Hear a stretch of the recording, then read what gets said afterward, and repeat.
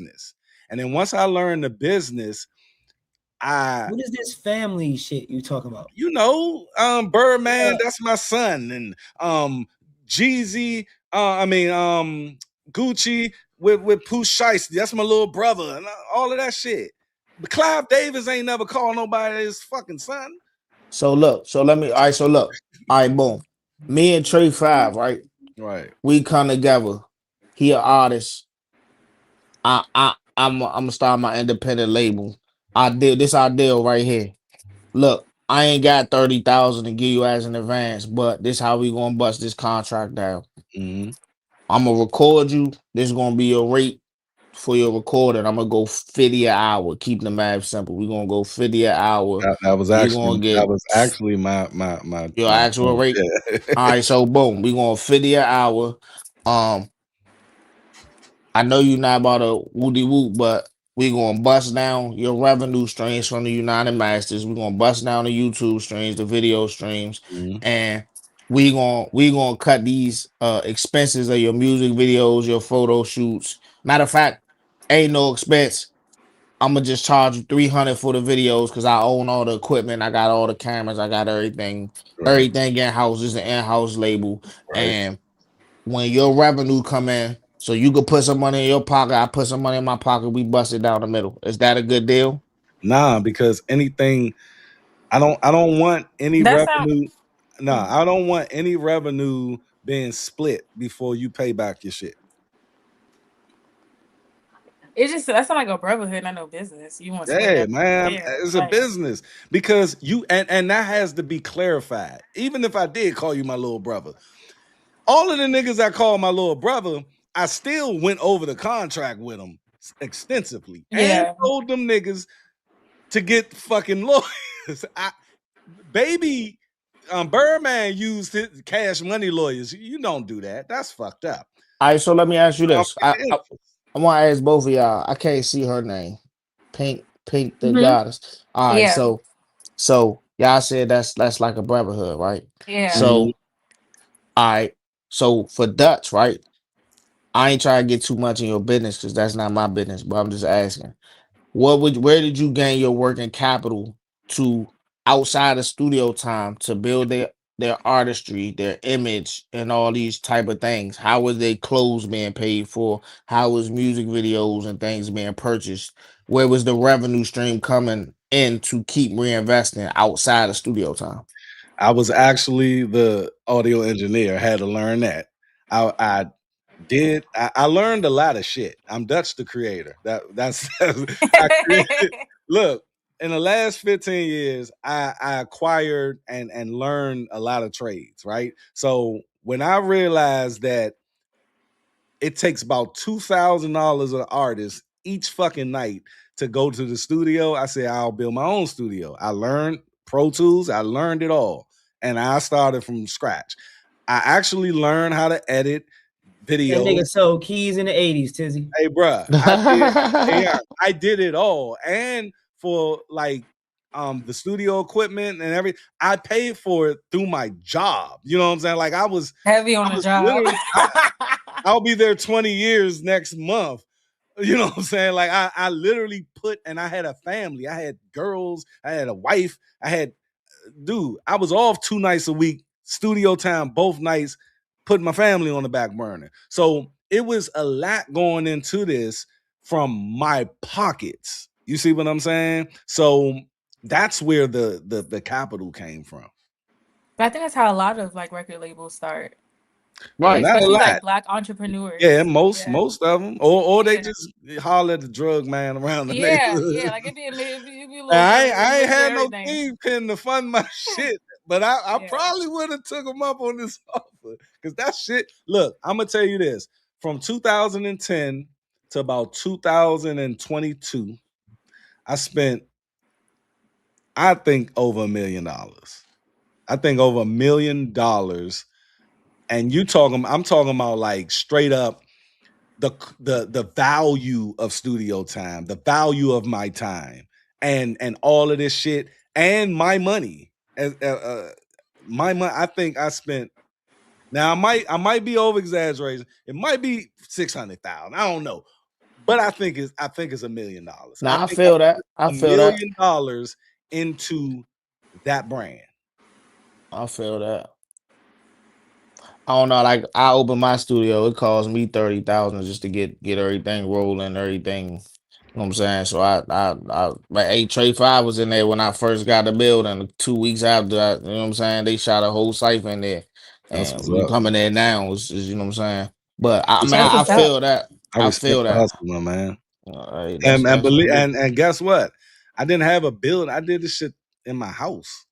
Like I had to literally, and that's why I add my rent and all of that shit in this shit because I when I got apartments or whatever, I got extra room, one extra room just for the studio. My kids ain't sleeping there. I ain't sleeping there. I did this shit for this brand. You see what I'm saying? So I never got to the opportunity to even get a building. I wish I had a fucking building. I'm gonna just say, be careful what you wish for. Nah, because I'm a businessman now, and I Yeah, know headache I know the sometimes. business. Young, like if I was to start a record label today, I would be like any unknown record CEO that you know, Clive Davis. I wouldn't meet with the artist. I wouldn't even talk to him like that. Yeah, I Ah, wouldn't. I that makes wouldn't make sense. no fam shit. I wouldn't. You my little brother and all that, man. Fuck that. It's a contract. Are you with it or are you not with it?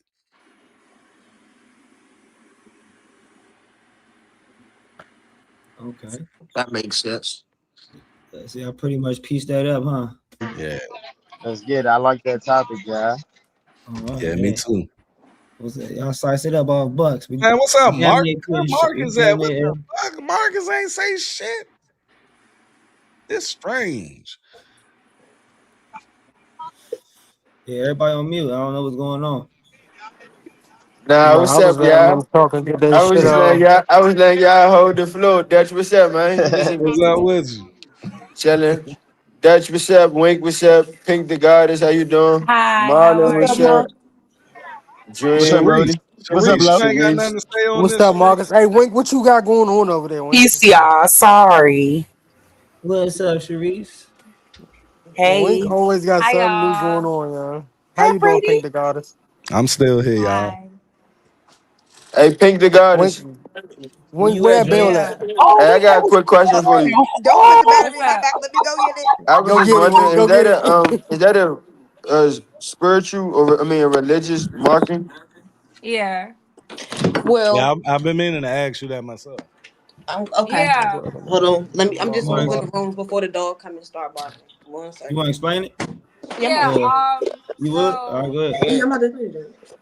I'm Let like me. my religion, I'm I'm technically gonna Kemetic, take my or like I background off. practice Kemeticism, which is like Old Kingdom Egyptian belief system, which was like modernized by and for African Americans. Um, but when I mark my forehead with like I think it's orange, it's kind of orange and red. It's using like turmeric, which is kind of like a form or like a practice like of the Hindu religion.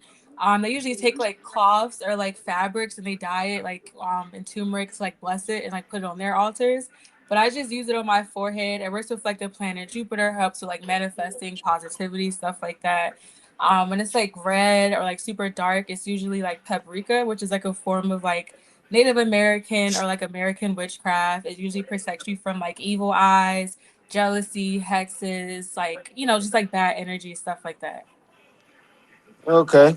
I think Yeah. everybody just heard witchcraft from everything you said, but Hey, I That's swear to all I God, got. hey, I was about to Hey, tell hey, you. I ain't want to be the one to say nothing, but I definitely heard a lot, but witchcraft definitely still stuck out. Like, but she I I was was said like, a gonna oh, lot is of she literally. other evil? And then I shit. heard Yeah, her let say me see something how about many of y'all gonna it turn keep an you away hour from into an hate hour and and finish jealousy. I my was And like, meal. oh, actually, maybe she not. and Yeah, so it's actually, a form of witchcraft where is like you not ever see evil.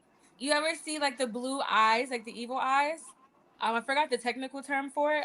But it's the same as like wearing that. Mine's is just on my forehead. Or I know in like Black American like Christian families, in certain like demographics, they take olive oil or like anointing oil, like they'll pray over it and they bless their forehead or feet with it. So like if I don't have anything on my forehead, I do that, but it's the same concept. Mine's is just on my forehead. Yeah, like you just see mine all fucking day. Yeah. Oh, Yeah. And where you from if you don't okay. mind me asking? I'm from Oxon Hill, Maryland, actually. Where did you take on this concept of this religion, if you don't mind me asking? So I grew up I'm kind of like mixed, like different cultures and like races or whatever. You So, mind dropping those cultures? yeah, so my Stop mom's saying, side, "Do you mind?" At this point, just ask her. All right, You bet. already know damn business. At this point, you trying slow walking. Hey, just ask her about her life. Shit. so like I You grew up trying like very slow I roll know it. what's happening. You ready to be Andre 3000? like they were like non-denominational Christian and like they practiced like Catholicism or like were Catholic. But my grandfather was like Black American, like they owned like the land, like the slaves had like they were like very like Black American, like from Southeast DC, you know what I'm saying? And then my grandmother, she's like passing or like white. But she's like Appalachian, native, like Mexican, but like they say that they're Black, like they don't like being called white, but they have like blue eyes, but they're like they're Okay. white, but they say that they're Black. And then my dad is Jamaican and they African American. So, And where did you but say you picked this up at? like I don't know, they grew up like very open. Like they practice like a lot of like Chinese like concepts, spirituality. They taught me about astrology really young. Like they had like gigantic books on like astrology, numerology. Like I was taught everything. By like 19 though, I got really into Hindu on my own. And I don't know, I honestly I just woke up one day just wanted to cover my forehead. And then it was like after that I started learning about it. But even now I'm still kind of learning why, like what it is. Like I don't know. It feels really Marcus, I nice don't want to and it see you works. tomorrow morning on Instagram So with that mark on your forehead, Marcus. I've I had people prom do it. Like Marcus. they'll like do it. Like I Huh? used to strip Marcus is one of them girls. people that's gonna be doing it tomorrow. That's Like why I he always asked her. feel like if you're like kind of gifted spiritually or you have Next a cross episode. kind of like honing Next down, episode. like honing down, or you're kind of like lazy developing your spirituality, it's good to mark your forehead so like you can kind of like filter everything that's going on. It's kind of like a filter basically. So yeah, but I've had girls in the strip club. Like I always say, just tag me or like if you mark your forehead. Like I like to see it. Like it's kind of cool. So I never thought that other girls would do it. So You said other girls in the strip club? yeah, like they would do it, and they would like I guess they would look into it and like post information about it and whoop whoop Look whoop, at and Wink. Look they at would Wink. mark it Look at orange. Wink. So it was cool. I've maybe had like 3 or 4 girls do it, like start I doing hate it. Wink. Okay. Yeah. Shout out to you and shout out to the girls at the strip club. No, for real. Wing ears went up when you see in strip club. Are Hey, y'all ready no, to get it no. I popping? told Wink. Hey, no, Fab. I told Wink go get the bill. We banging the fuck out this motherfucker, and it's like a cute little mini ashtray. I'm Oh, sorry. 2-on-1, gang. I'm Hey, sorry. Is this the religion that you're practicing, or is this more Mo. so like spirituality? I It's a missed mixture of it. both. Well, I guess the mark is technically like a spirituality thing. Okay. No. Yeah. You're funny. Hey, Mo, what I tell y'all? What I tell Wait, y'all? wait, What I can tell What is going on? Hey, Mo. Fuck. That nigga said ain't nobody gonna be jealous Mo. tonight. You're funny. Hey Mo, you I guess cutting the up. light on can change your life. Hey, Mo. Hey Mo, you's Say a this I like nut, told yeah. y'all Hey, niggas, Mo. yeah, you's a nut, yeah. see a He pretty girl. said, fuck tomorrow. Hey I'm going yo, tonight.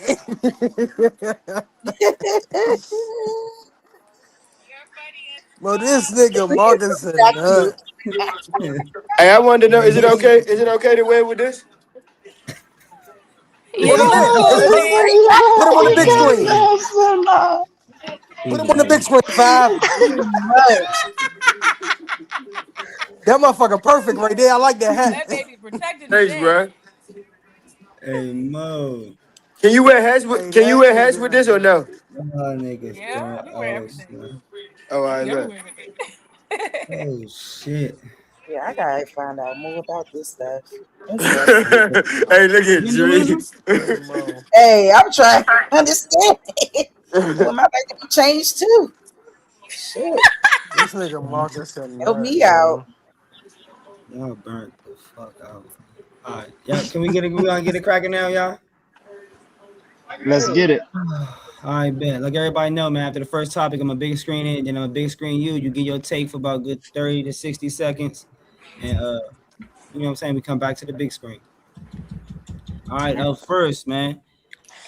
Somebody got to mute up for me. I don't know who it is. I'm sorry. First, years after Colin Kaepernick took a knee and Jay-Z partnered with the NFL, the conversation still hasn't died. During a recent freestyle, Jay-Z defended his position, suggesting his partnership gave him more freedom. And, you know what I'm saying, Colin Kaepernick's situation was a little bit more police based off the deal, supposedly him not being able to speak about his Nike deal. So it raised a bigger question about activism. It's changed from inside protesting to outside protesting. And as we can look at today, based off both of their characters and how they both approached the situation with the NFL, which one of y'all feel like their approach was more practical and gave us more tangible change as we could see the, outcome today? What you got, Sharice? Damn. Okay, let me get this here right. Anyway, I don't think there was any tangibles in this situation. I think the only one who came out on top on this situation is probably Jay-Z in terms of being able to run the Super Bowl entertainment and all that stuff. But I don't think that it had necessarily benefited us as like a culture, as a race, as a group of people. No, I think that was more so on Jay-Z's behalf, more so just kind of, it was more so to get him kind of more on on another type of level in terms of being in the business world and intertwining himself in those different spaces. I think that he just kind of used that opportunity to be able to gain recognition and notoriety more so for himself and to build his businesses and to build his portfolio and things like that. Because being on the side of kneeling and things like that, he wouldn't have been able to do anything that he's doing now in the NFL. So I don't see any tangibles from that entire situation. Shout out to Colin Kaepernick. He did what he thought was right. I just hate that instead of it contributing to change, it just contributed to fucking weak halftime Super Bowl shows. So that's my take. What you got, Tizzy? Man, this might sound fucked up, but at the end of the day, both of them people took a job. They were two employees. One's a happy employee, one's a disgruntled employee. Uh, Jay-Z not wrong for taking the job of Colin Kaepernick. Like me, man, I just look at it like this. If you're gonna do it, do it. If you protesting, protest all the way. Die about it. Like Martin Luther King, like Malcolm X, like everybody else. So if you so worried about your contract with Nike and you can't say this, then you ain't really protesting. You trying to protect your bag. You see what I'm saying? So Jay-Z not wrong for having the job. You had a job. If you wanted to take a knee, ain't nothing wrong with you taking a knee, but it cost you, and ultimately you still crying about it. So if you really protesting, protest all the way. That's all I got. What you got, love? I don't know. I don't really be paying that shit no attention. Like bro said, they both took a job. You know what I'm saying? Even though Jay-Z could turn them shows up and shit, like that shit weak as hell. But that Carter Kaepernick shit, like you said, if you protest and protest all the way, do it, go big or go home. Ain't no point in crying about the shit. You know what the fuck you did. That's like going to jail. You know what the fuck you did. You wanted to protest, so protest. Fuck it, we ball. That's all I got to say. What you got, Wink? I agree too. Like you can't have that like protest all the way. Fuck, fuck Nike for him. You know what I'm saying? So that's it for me. That's my take. Like you did the knee, so go all the way with it. Shout out to. I ain't even gonna give him a shout out. Fuck Jay-Z too. Shit. I mean, he took the job. You know what I'm saying? Like shout out, but it's like fuck it. You know what I'm saying? That's my take. What you got, Dre?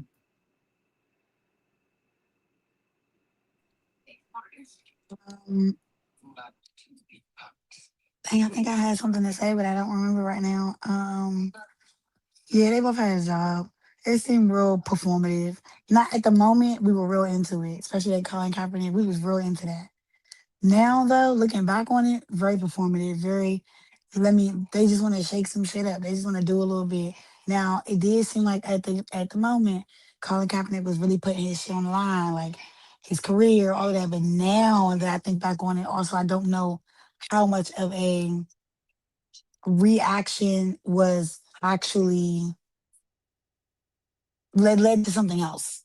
Like how much of that we didn't, we saw it, we was all like, oh my god, he did this. But like, what was there something actually done, or were we just reacting to something that we just had never seen? It's just new. We was excited.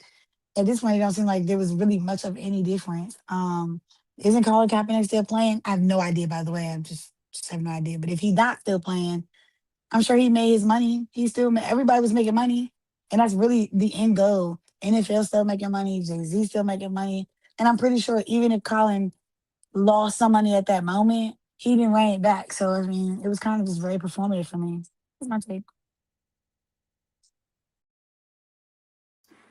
Um, Based on what I'm hearing and like little context that I do have, I do remember the Kaepernick thing or whatever. I feel like he was made an example, but I do feel like it was a big deal or whatever. Like it did kind of not shift the culture, but like shift the shit, like ruffle everyone's feathers. Like it did do something. But I'm like sitting here thinking about it. I'm very curious to know like how he is as a person. Like when you're dealing with him business wise, because I feel like more brands should have worked with him by now. Like, even if it's like not like non-US brands or like opportunities or like just like events he could speak at. Like I feel like he should be more of a big deal or like an icon than like what he is. Like, I really want to know like how he is personally. But yeah, as far as Jay-Z, I feel like I don't how does it, I don't know how that those two tie in together. I'm like kind of lost when it comes to that. But yeah, that's like my take as far as like what I know. So I think I got an unpopular opinion here, but I think protesting and activism is outdated. You know, the times that we live in right now is if you have a platform, you have a voice, and if you have a voice, you have influence. You know, and the Colin Kaepernick thing, I think it was performative. I think the man was getting paid from some other source by doing this. You know what I mean? And on top of that, man, Jay Z, and I don't want to seem like I'm dick riding here, but I'm not. At the end of the day, man, your man is creating jobs, and I heard that in that freestyle as well, man. He's creating jobs. He took something probably disloyalty wise, but he took Rockefeller Records and made it into fucking Rock Nation, man. And a lot of people are getting employed about this. And on top of that, we got to look at the landscape of the Super Bowl right now. It's it's never going to change from where it's at now on some hip hop shit. The last 6 years, it's been R&B, hip hop, all of that shit. We never own that space. We never own that space. Now it's just anticipated on who's the next person from hip hop or R&B going to be on that stage, man. And I think what he did with this concert was amazing. I really think that Jay-Z is the king of fucking hip hop right now. You know what I mean? And he's going to be the king of hip hop until the day he die. I'm done.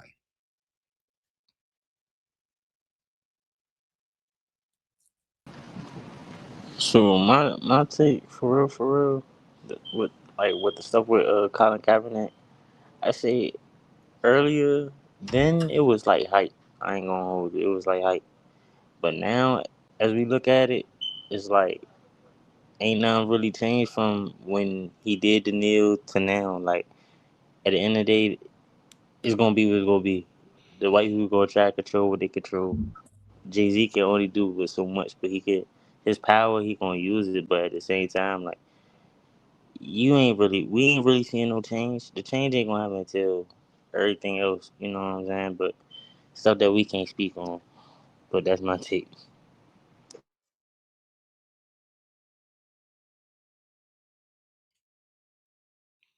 Look, man, I think a lot of motherfuckers hating on Jay-Z, including Damon Dash. You know what I'm saying? I fuck with Damon Dash. I love him to death. I respect his tenacity, but you know, Hove he shows us what like class is when it comes to surface level shit. I know he got his under I know he got his shit with him, right? But we all got our shit, young. Somebody out there right now don't like everybody on this fucking panel because they felt that we wronged them. Am I right or am I wrong? And you're thinking That about you know you that you know right you goddamn now. that you know you wrong 85% of the time, bro. Oh my god. Oh shit.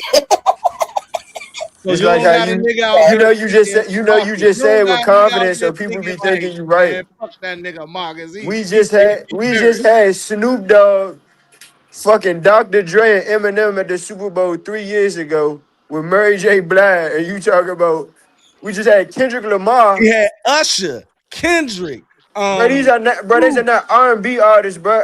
No, I Kendrick said Lamar is a hip hop R&B artist, and bro. hip hop. It's What's Dr. R&B and Dre? hip hop is synonymous. You And know what's that, Dr. Dre and what's Snoop Dogg? huh? Snoop Dogg, he an R&B artist? No, I said R&B and hip hop.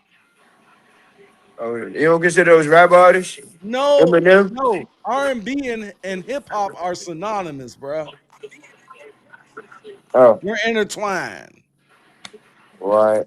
I don't think Jay-Z is providing their job for anybody. Oh my God, come on. Like Nah. So he would so even give his cousin $5,000. I don't want to hear Really? shit about no Really? Jay-Z and no generosity. Young Jay-Z is Sharice, creating jobs out Sharice, you ain't taking that dinner, huh, man? Come on, And then and Jay-Z. then and then hold on. And then for Yeah, Colin, yeah. bro, I feel like nobody was back in his play. And Dream, Colin hasn't been in the NFL since 2016. Man, let's keep it real. No one Can knew I who the say fuck this? he was before he took a knee. Come on, let's keep it Yeah, real. I bro, can't but go for but that. I but think he he- won a Super but Bowl, Before he bro. but took look a though, knee, he was nobody good. knew this nigga. Colin Oh my Kaepernick bad, won a bro. Super Bowl, bro. My bad, bro. No one, young. I He can won name a a Super million Bowl, No, he bro. motherfuckers did. No, who he won Yes, a he didn't. Super did. Bowl and Yes, Yes, he he a did. did. championship He ring went from to the the Super NBA Bowl. that He don't went to nobody the Super fucking Oh, know. Bowl. he went. Y'all I niggas seen him in the tripping. Super Bowl. Yeah, he went. Stop playing so much. That nigga ain't win no motherfucking Oh, Super Bowl. Hey, I don't yo. care if he that's what Y'all me. I niggas, did. thought they won. I No thought they one won that year. knew this nigga before he took this quote unquote knee. What the fuck is the knee gonna do? What did the Nah, knee do? The knee ain't do a all goddamn right, thing. but look, outside of Colin, right? That's my thing. Like I what do said, you I don't do? think nobody can rap better than Jay-Z. But as far as the if he got this job overseeing the Super Bowl performances and all that, it's cool, but he gotta do it from an unbiased place. And when I say that, I mean it's no reason why we ain't seen Drake perform at the Super Bowl. There's no reason why we ain't seen Nicki Minaj and some of our biggest artists in the genre because of their personal conflict. So if you got a job, you gotta be able to separate Look, between the two. Because but at let the me end of the ask you day, you this robbing about the that. culture. No, no, that's not true, bruh. That's Well, I not feel like that true. becomes politics after like When in a you minute. no, if you own five Fortune 500 companies, you do have an opinion, and you will be like, fuck them other companies because I don't like that dude who run it. Don't just try to But you know niggas got But he monopolize. paid don't to run the perform at the Super Bowl, NFL. He bro. got Nah, a nah. job. Roger We Goodell run the NFL. every CEO, every motherfucker who runs shit has some type of personal vendetta against another person to not bring them on their shit. Let's just keep it But real. you have to pay money to perform at the Super Bowl, y'all. Did y'all know that? A lot of money. I ain't know that. I ain't know you Yeah. had to And pay. yeah, Hell and yeah. that Yeah, too. the You artist have to does not get paid for the Super Bowl they at all. That's a pay free to They get perform. performance. They don't exposure. get Yeah. paid or They get nothing. They exposure. pay. Drake don't need no So fucking exposure. He yeah, Drake. so Well, that's a bullshit I mean, but claim. then so the now little granted dude you we could probably just niggas could seen. probably get sponsors to pay for them, et I'm cetera, gonna et tell you cetera. this. But Yeah. When Kendrick did the Super Bowl, Super Bowl is a big name. probably a billion more people knew who the fuck Kendrick was, and his stock went up. Man, them white people did not give a good goddamn about no Kendrick No, man, Lamar. yeah, bro. I'm talking about foreign people. I'm talking about just Big people in fuck. Bro, general. y'all get y'all get American football fucked up.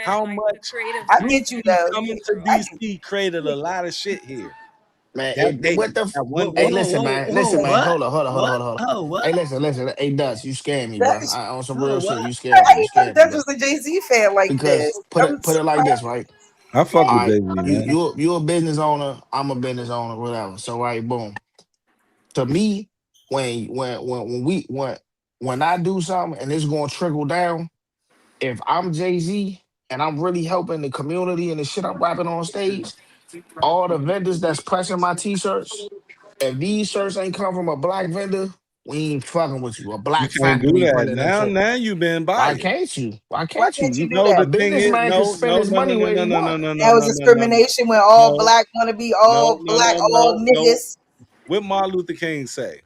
We got I What one. he don't say? believe in Martin Martin Luther Luther King. King said, I don't believe in Martin Luther King. I should not, me neither, but I do, Oh, he don't does have quote him. some type of What you validity quoting them? in this statement.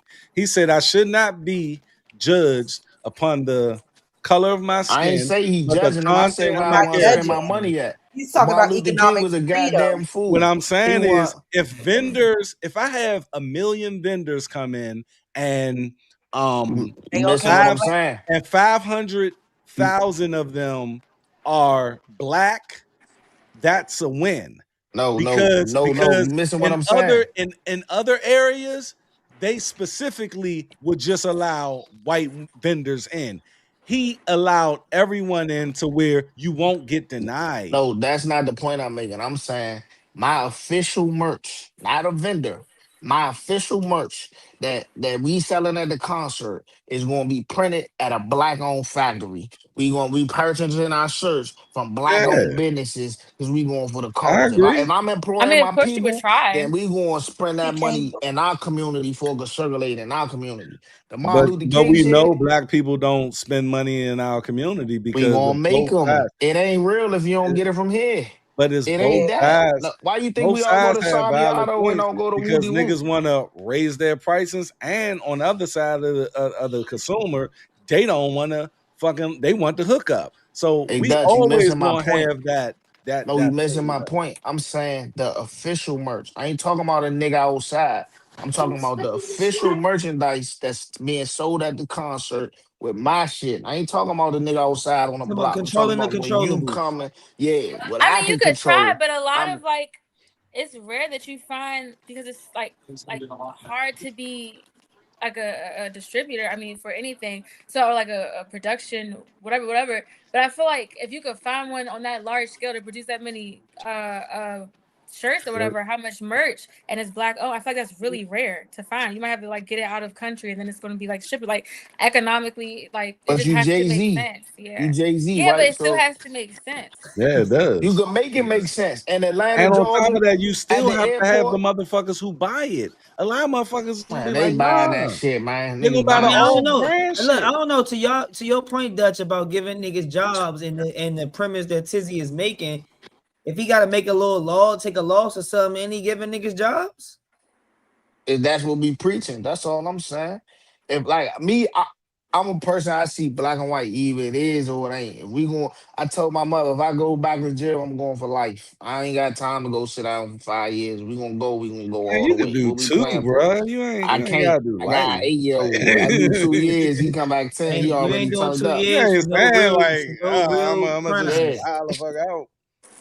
Oh man, Man, we gonna go. We gonna go you can all get the out way. in Just two, get it bro. over with. You can get out in 5. You ain't got to do life.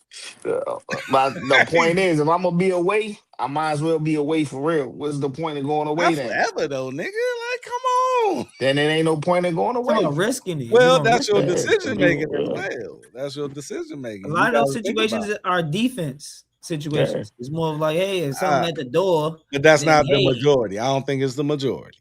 maybe I'll go offense. look. Something may have already Majority happened, is and then you based have to on go off. niggas making fucked up ass decisions based on their emotions. Come on now. We know I this. mean, that's true too. But We know this. hey, like I'll put it like this: if I'm Somebody gotta outside, protect the family, I ain't Dutch. never gonna just be an 8 ball nigga. If Y'all I'm gonna know go them to jail, videos. I'm going for the bricks, Y'all and I know want them 100 of videos them. that's coming out now with all of the prison niggas doing video. Man, apparently these niggas got phones in there like a motherfucker now. But They gotta try all to of get them them, tablets and shit now. they basically saying, I wish I never fucking made that decision. And I Hey, can feel them in the moment, making a decision, but hindsight 2020, you don't want you got to think twice, man. It's been a couple situations where I had to turn the other cheek, man. Hey, my grandfather told me you only got two cheeks. So if a nigga smack you once, you turn your cheek down, you smack Or you you, again, it's over with. or You can only you really smack you got one time. you really got Can only 4, smack but you one time. Oh man, I'm just but saying, like, I mean, Yo, what the you do have 4. Okay. I mean, technically it's yo, 4. It's that was 4. I'm crazy. just saying, Yo, like, that I was know it fucking sounds crazy, crazy. and I Wow, that know was how it sounds, crazy. but Yes, it God was. damn, you my man definitely was have 4. shit. That you losing me, man. I'm You Yo, just losing me, saying, man. no, I know it with that sounds one. crazy. I'm What saying. you I'm gotta get talking some about extra facial more cheeks. now. I'm talking about Okay, you cheeks on said my face. okay now. I Yes, we only do got have two 2 cheeks. facial cheeks. Ain't no nigga smacking my ass, so I ain't even think that was worth saying. I wonder that's what you was talking about. Yeah, I didn't- That's what I asked for. His shit just Repeat went what your left, grandfather Hey, said. y'all funny as shit. man. He Y'all said, funny as "Oh, shit. man, said no bad smack." Hey, now I'm gonna tell my mother if a nigga smack my ass, hey mom, it's done. I'm going Yes, for life. we are going to prison for life. That's okay then. So is that your decision making, or it just is what it is? That's a decision I'm gonna have to make because It I'm is what going it to is. jail. Fuck it. I'm going. It's over with. That took Trey out. This nigga Dutch burnt out, man. You bent Where over you that one. find this nigga at, man? Say he got 4 cheeks. What the fuck? And then she talking about something. I thought you was talking about your butt. What the fuck? because that's how they What's say it go. going You on turn the here? other cheek, you turn your other ass cheek. So when he What like, oh, they the smacked one fuck? cheek, I was like, oh shit, this was your grandpappy was talking. I was like, oh Yeah, shit, that's what I man. said. Like, what the Man, what? fuck? Hey, man, I gotta Hey, take my ass back uptown, man. You talking about Look, Oxon Hill and hey, shit, man? What the fuck? Hey, You bro. slow. We That's like gotta your go ass. back no, Like, uptown yeah, with it, man. now you get no. me confused. God damn. Hey, Mo, I thought that's how the that's saying went. I'm crazy sorry. work. Where's That's my crazy. grandfather would say some shit like that? The fuck? Oh, what is going on tonight? Hey, No. Grandpa, we about to have this We ain't conversation. saying Hey, man, rest in peace, man. They got you fucked up, man. Oh shit, Yeah, sorry. I'm so for sorry, real. They bro. make me go grab the urn and sit him right here, man. Y'all got him fucked up. oh, Words of wisdom. Oh my god, bro. shit. Oh, Don't bring the urn out, please. Woo! well, we But got another one yeah, that's Man, I ain't laughed like that in a minute, bro. a little bit more serious, man. That's going to talk Woo. about accountability and parenting, you know, and such forth. So, a missing teenager sparked concern across the community before eventually being found staying in another family's house. Instead of relief, the story turned into more like a finger pointing situation with the mother uploading a video, holding the other family accountable for harboring her child because her daughter apparently was mad about getting her phone or cell phone rights restricted.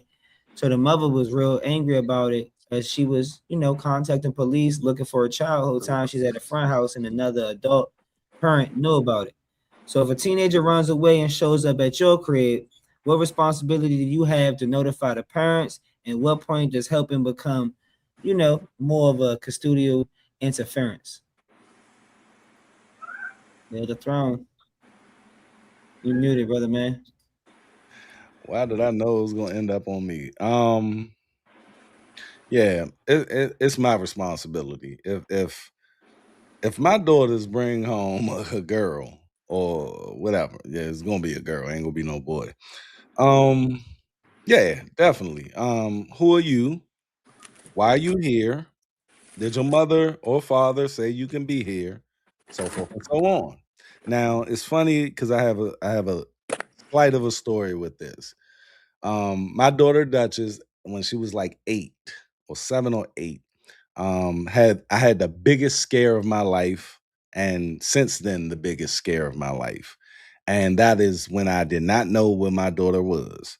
Um, I woke up to my ex-wife saying, "We don't know where Dutch is at." And I said, what the fuck? Like I jumped up quick and scoured the neighborhood. We trying to figure out like where the fuck my daughter. And I don't know all of you guys who have kids. That is the worst feeling to ever have when you don't know where your child is. Now, probably about 30 minutes later, we found out that she just happened to just walk down a couple of houses to her friend's house. And I almost fucked that friend's father up because he comes out, oh yeah, she was good. I'm like, dude, you did not even right. You got my daughter in your house and you don't even like know if she can come down here or not. And the police, because we called the police and everything, they holding me back. As a parent, if your child brings someone home, and I heard this parent was crackhead, but I don't know how true that is. But if your parent, if you're a parent and your child brings someone home, it is your due diligence. Your due diligence is to find out what happened with that child, and if they say what this girl said that her mother stole her cell phone or something, young, nah, you need to get in contact with that parent and see if that child supposed to be here or not. That's my take on it. And on top of that, like, don't nobody ever want to feel what I felt that day. I'm out. What you got, Dream? Hey, I feel like last week we talked about the kids. We're talking about the kids again this week. I just want to be very clear. Fuck these kids. These kids are getting on my nerves. The kids want to take over the city. The kids want to rob the city. They want to do this. They want to. Who fuck these kids? These kids are getting on my nerves. They always want to do something. They want to go somewhere. They want to rebel. They want to. God damn, these kids are doing so goddamn much. Somebody to calm these motherfucking kids down. Calm down. Just relax. Sit down somewhere. Just relax yourself.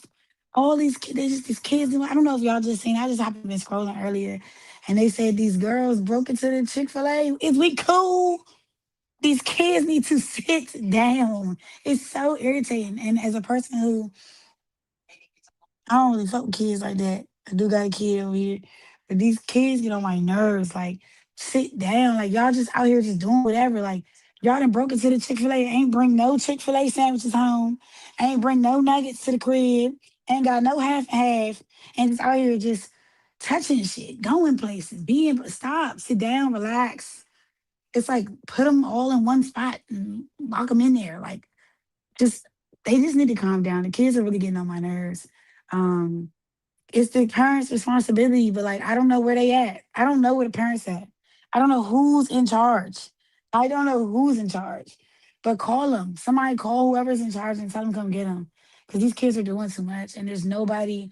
The repercussions are either what we thought back in the day. And when I say we, I mean whoever lived those different lives. It was either the streets was gonna kill you, you was gonna get locked up, they was gonna kill you. At this point, they gonna kill each other. All of those options are still available. But it's like they don't care. They just out here just winging it, and it's irritating as a parent. It's irritating as a just a passerby. Like it's irritating the things these kids are doing, and it's like yes, it is the other parent's responsibility. But these kids so grown out here, and as a parent who's like these kids so grown out here, you might be like, oh, my parents such and such said I could come over. My parents said these kids be lying through their teeth like it's all they ever did. Baby, I don't have time. I just want other people kids to stay away from me. I don't want to see no other people kids. I don't want to be around other people kids like that. Cause I don't know what you got going on over in your household. You don't know what I got going over here in mine as a adult and to a parent. And I don't want to be responsible for nobody else's kids. These people can barely be responsible for their own self, let alone they kids who out here doing whatever. And then somebody else's kids. I don't want nothing like that. It's getting out of hand. I'm a little irritated by it. I don't know if y'all irritated by it. It's sad, but it's also just very irritating. That's my take.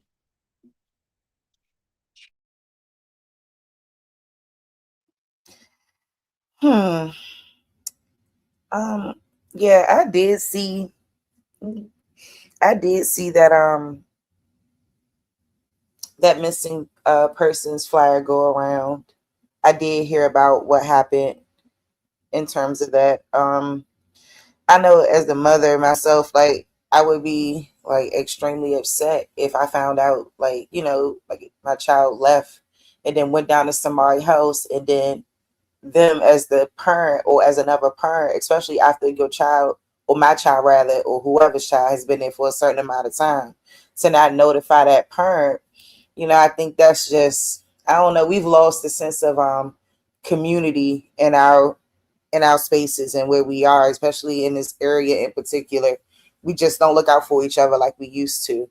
Now I understand, whatever, somebody was upset and all of that, but like we got to start making our children understand that what we say go, not what you say, and you're gonna have to learn tough lessons in life about how shit really is out here. You don't get your way. You have to respect and mind your parents and try to be the best person that you can, because that's all really I realize that's all my parents want for me, and that's what I want for my kids, and I think that's what anybody want for their kids. Um I do hate that like that a lot of these kids are gonna have to learn the hard way about a lot of shit, and they just not ready, but they gonna find the fuck out.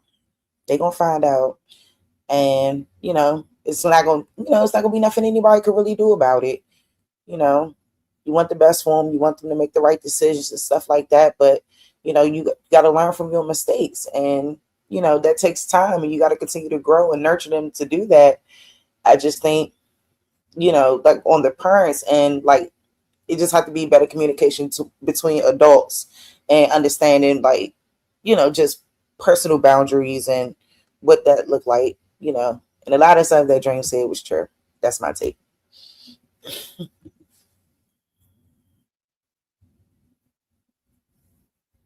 What you got, Tizzy? And so I'm from uptown, right? I'm from Kennedy Street. How we was raised, everybody knew everybody. And when you're really from the hood, eventually everybody become related any fucking way. So we all walked to school together. Everybody knew everybody. Mother, everybody knew everybody. Father, we had a father. I got three kids. Got a 12-year-old, an 8-year-old, and a 9-month old. If my daughter, who's 12, pop up at somebody's house, ain't no friends I don't know their parents. It's not an option. You can't have a friend if I ain't look their mother and father in the eye. So all this what I don't understand. If the mother a crackhead, that mean the girl told the people the mother a crackhead. If she gonna harbor the kid, she should have told somebody that she had the damn kid and told the people the conditions that the kid was living in. Again, I just see black and white.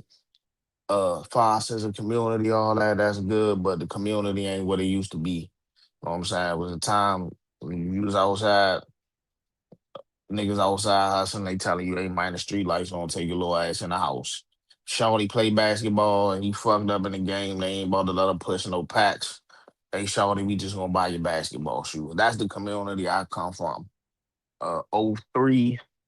They took all them niggas, locked their ass up. They just now starting to come home and trickle back in, and then we was left outside with the goofy woulda, if I coulda, woulda, shoulda, if I had only been ass niggas trying to be big homies and shit. A nigga told me one day I'm his JR. I said, nigga, you only fucking these bitches because them niggas locked up. Get the fuck out of here. I don't know you for nothing.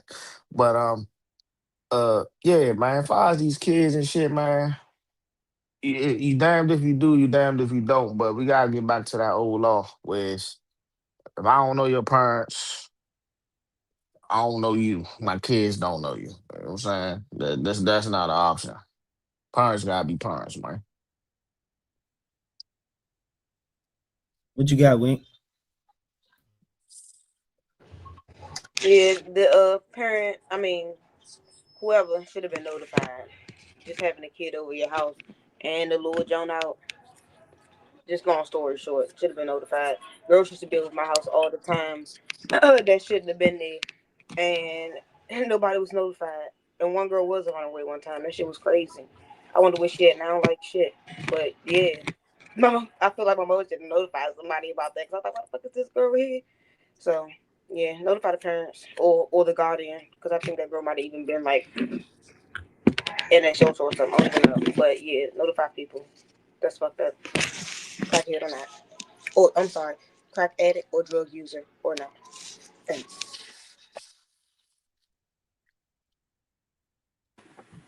Um, mm, I don't know. I feel like it's your duty. Well, if someone walked up, oh, my child came, they brought a friend, and something's going on, I would definitely investigate or ask questions. But I would want to like just to make sure like the child is in safe hands before like anything is done or like eye contact like police or anything or let them stay with me for a couple of days. I feel like I want to talk to their parent or see what's going on or just because I had like brothers, like my brother's best friends. I grew up, they were in the foster care system, and my mom like co-parented like with like whoever he was adopted with or whoever house he was in. Like she co-parented with them, so like I'm really used to having like friends, like really being a family. So I don't think that's a big deal to want to investigate or wanted to like not pry, but like like be a part of the community or like really be like a village. You know what I'm saying? But yeah, that's how I feel.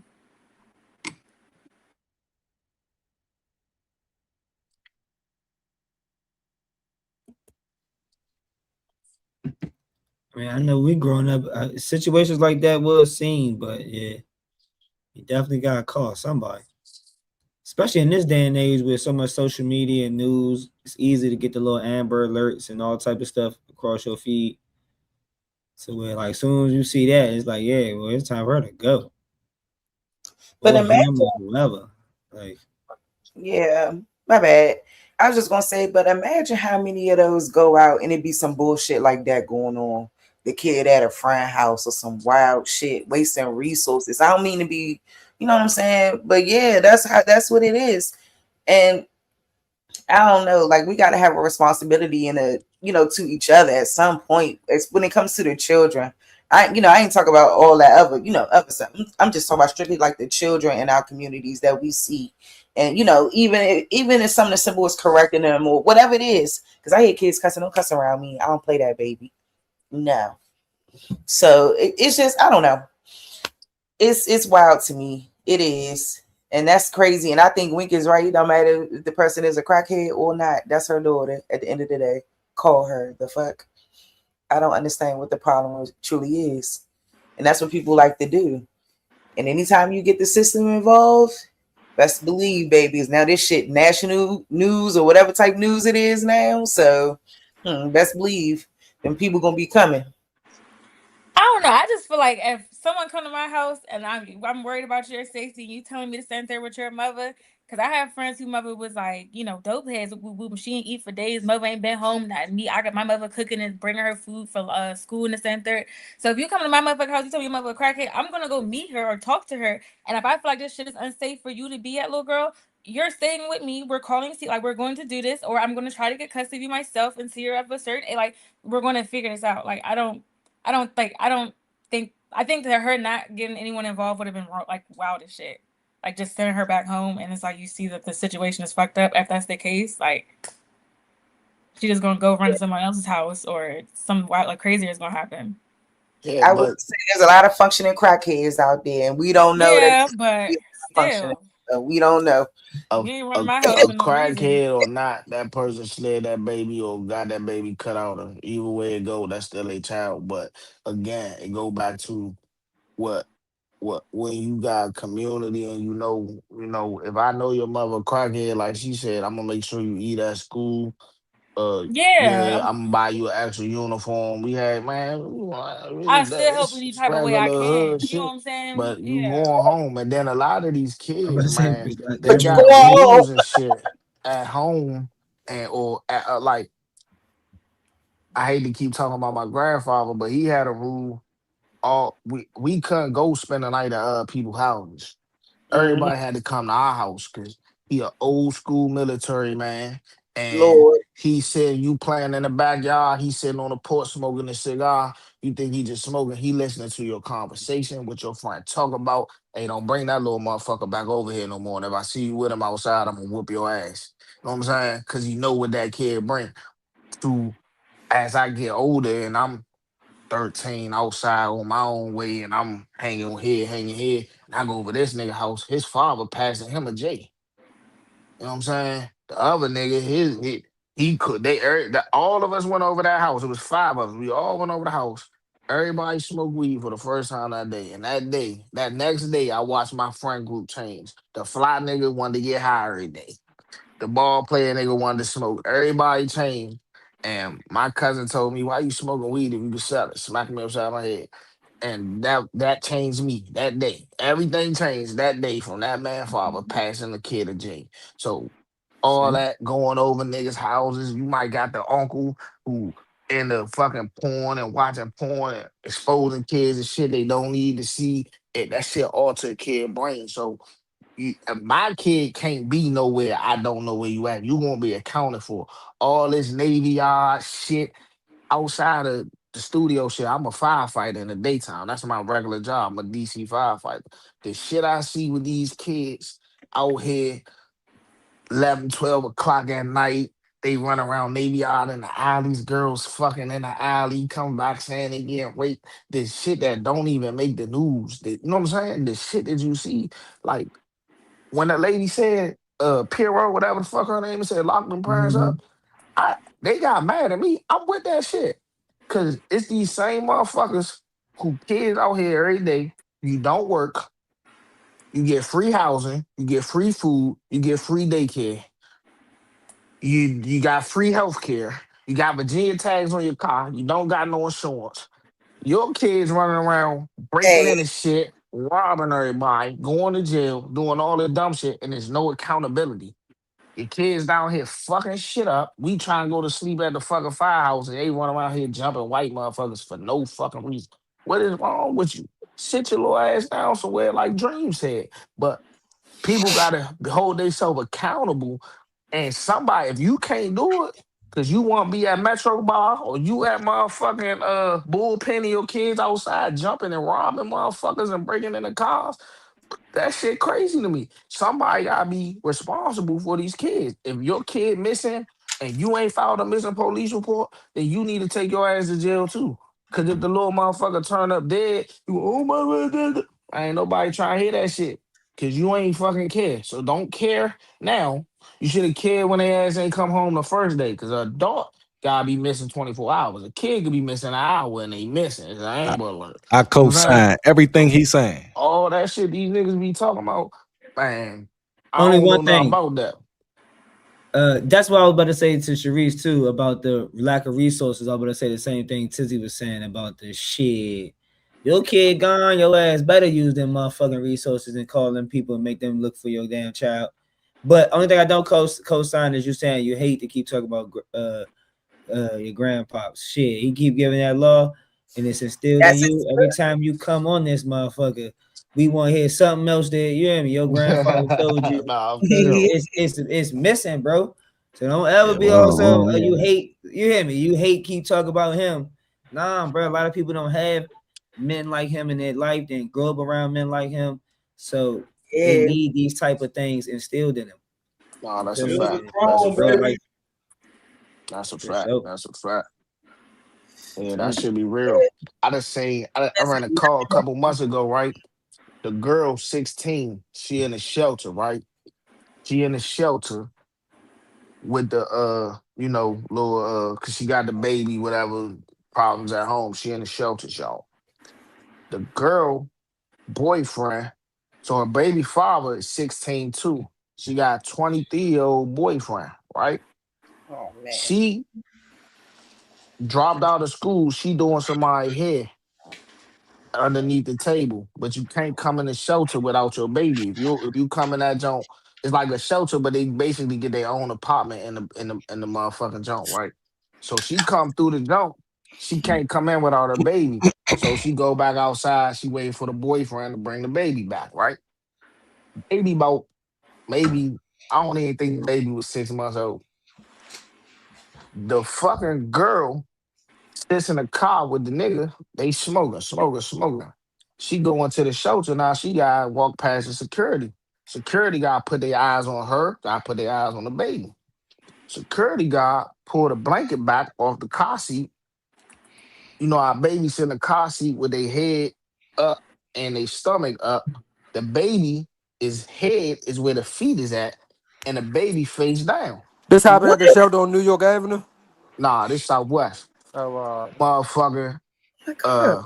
Uh the baby feet where the head supposed to be and the baby face down.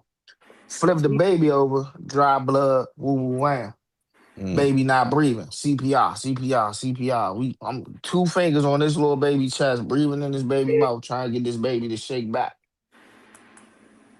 The girl, they asking the girl what's going on. I don't know. I was just smoking. We were just smoking in a car. What the fuck is you talking about? Your fucking baby dead, you dumb fuck. Get to the hospital. Go take her to children's. We get to children's. Motherfucking I end up knowing the real father. So he like, hey Tiz, what's up, my baby? She good, she good. I'm ignoring him because I ain't came with the fuck. So I'm just ignoring him. I'm like, he grabbed me. He say, man, what's up with my baby, bro? What's up? I'm like, I'm gonna go in there and see. I go in, walking down the hallway, time of death, 23:25. Mm. God, what? So then you get subpoenaed to court and all this shit. And then the mother this. Well, where's her mother? And where's it's like, y'all niggas is fucked up. But you in the shelter. You couldn't go to school, motherfucker. Why you got a 23-year-old boyfriend? What the nigga did to the baby? And then the whole time, we asking her, we pumping on the chest. She had the car, she going like this. I'm thinking she trying to like fan herself down. She telling him to drive. She waving at him, pull off. You know what I'm saying? This shit you deal Man, with. look, young, I'm gonna say this, man. You know, I'm 42 years old, and I seen a lot of shit that we don't want to face and we don't want to acknowledge. The thing is, man, when we talk about these resources and everything, people, especially where we're from, they have babies because they don't got shit else to do but fuck. And then Exactly. on top of that, we get from these old aunts and mothers, the mother who was a single mother that got on the food stamps, the WIC, and all that shit. They tell a little girl, look, if you have a baby, not don't have a baby, but if you do, make sure you go down there and do this shit.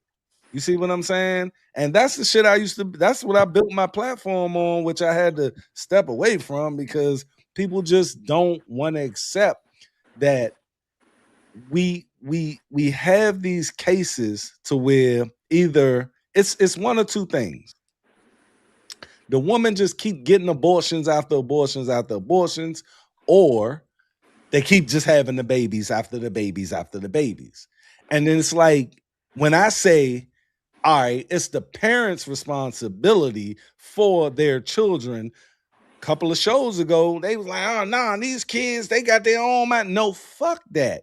Because my girls, and I can only speak for mine, I know where they at. I know how they think because I was there 24 fucking 7.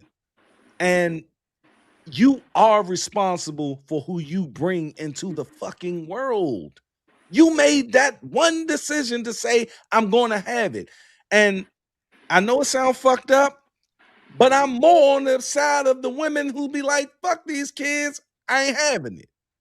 And it sounds fucked up, but guess what you not going to subject that child to that's not born? All of this bullshit, and then the cycle is just going to fucking continue. And it's It's the government fault. It's all the government And the fault. government Because enables that shit. if I'm the mayor or I'm a but senator that's or whatever the fuck, if you have a kid and you want public assistance, motherfucker, You got you got 4 2 years. years. I I'm say giving you 4. two. I say I'm 4. I give you 3 years. I give you 3 years to get your shit together. If you can't get it together your way and you still want We taking assistance, that baby. well, I ain't gonna take your baby. Take your ass to the military.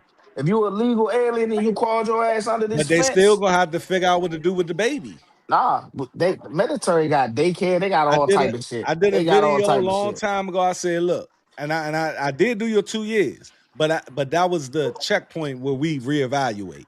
And then wherever you at is gonna determine if you get them extra 2 years. If you ain't show shit, see You what ain't they self do now, sustaining. they incentivize the Incentivize. fucking and how you say it? Shit. Incentivize. Incentivize you having more. Meaning the more kids you have, the more money you get. So Yeah. what you think they're gonna do? Have more children. But if Yeah. and my plan, the platinum plan, as Biden said, my platinum plan will say, look, if you have another child whilst on this assistance, you getting cut off and we taking your fucking baby.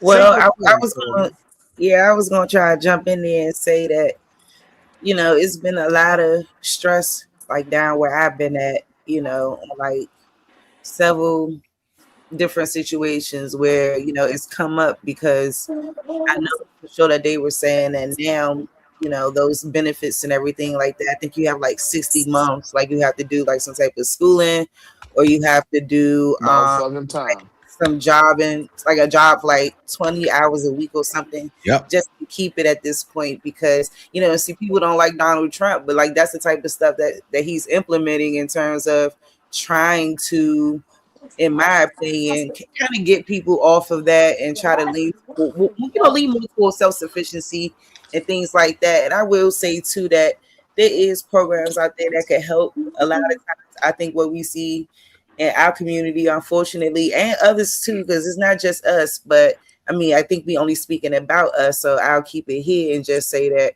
you know, a lot of us don't like to take advantage of certain opportunities because certain like things make you look a certain way. There's programs out here paying for people's debt, helping people get houses, all kinds of shit that people just got to be willing to do the work to kind of take But you know advantage what, Cerise? of immigrants. And I'm sorry, give me one more second, My bad.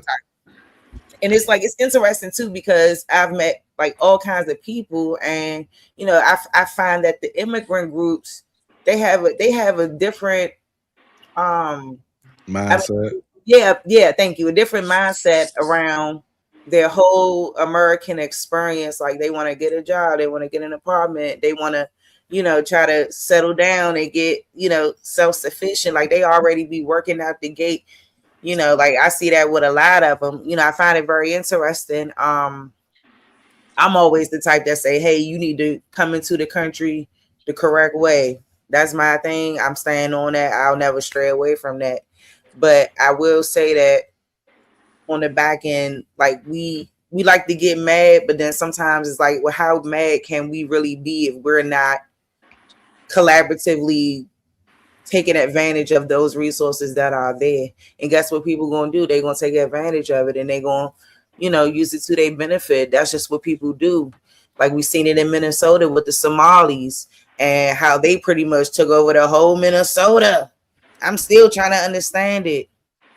It's wild work I from a want, I third. want, I want to piggyback on that, on Go what you're ahead. I'm done. saying. When them foreigners come, what they don't have is that cyclical Entitlement. thing. Nah, it's the cyclical thing that I was talking about. How they come, they hear about these opportunities. They're promoted to like people promote this shit.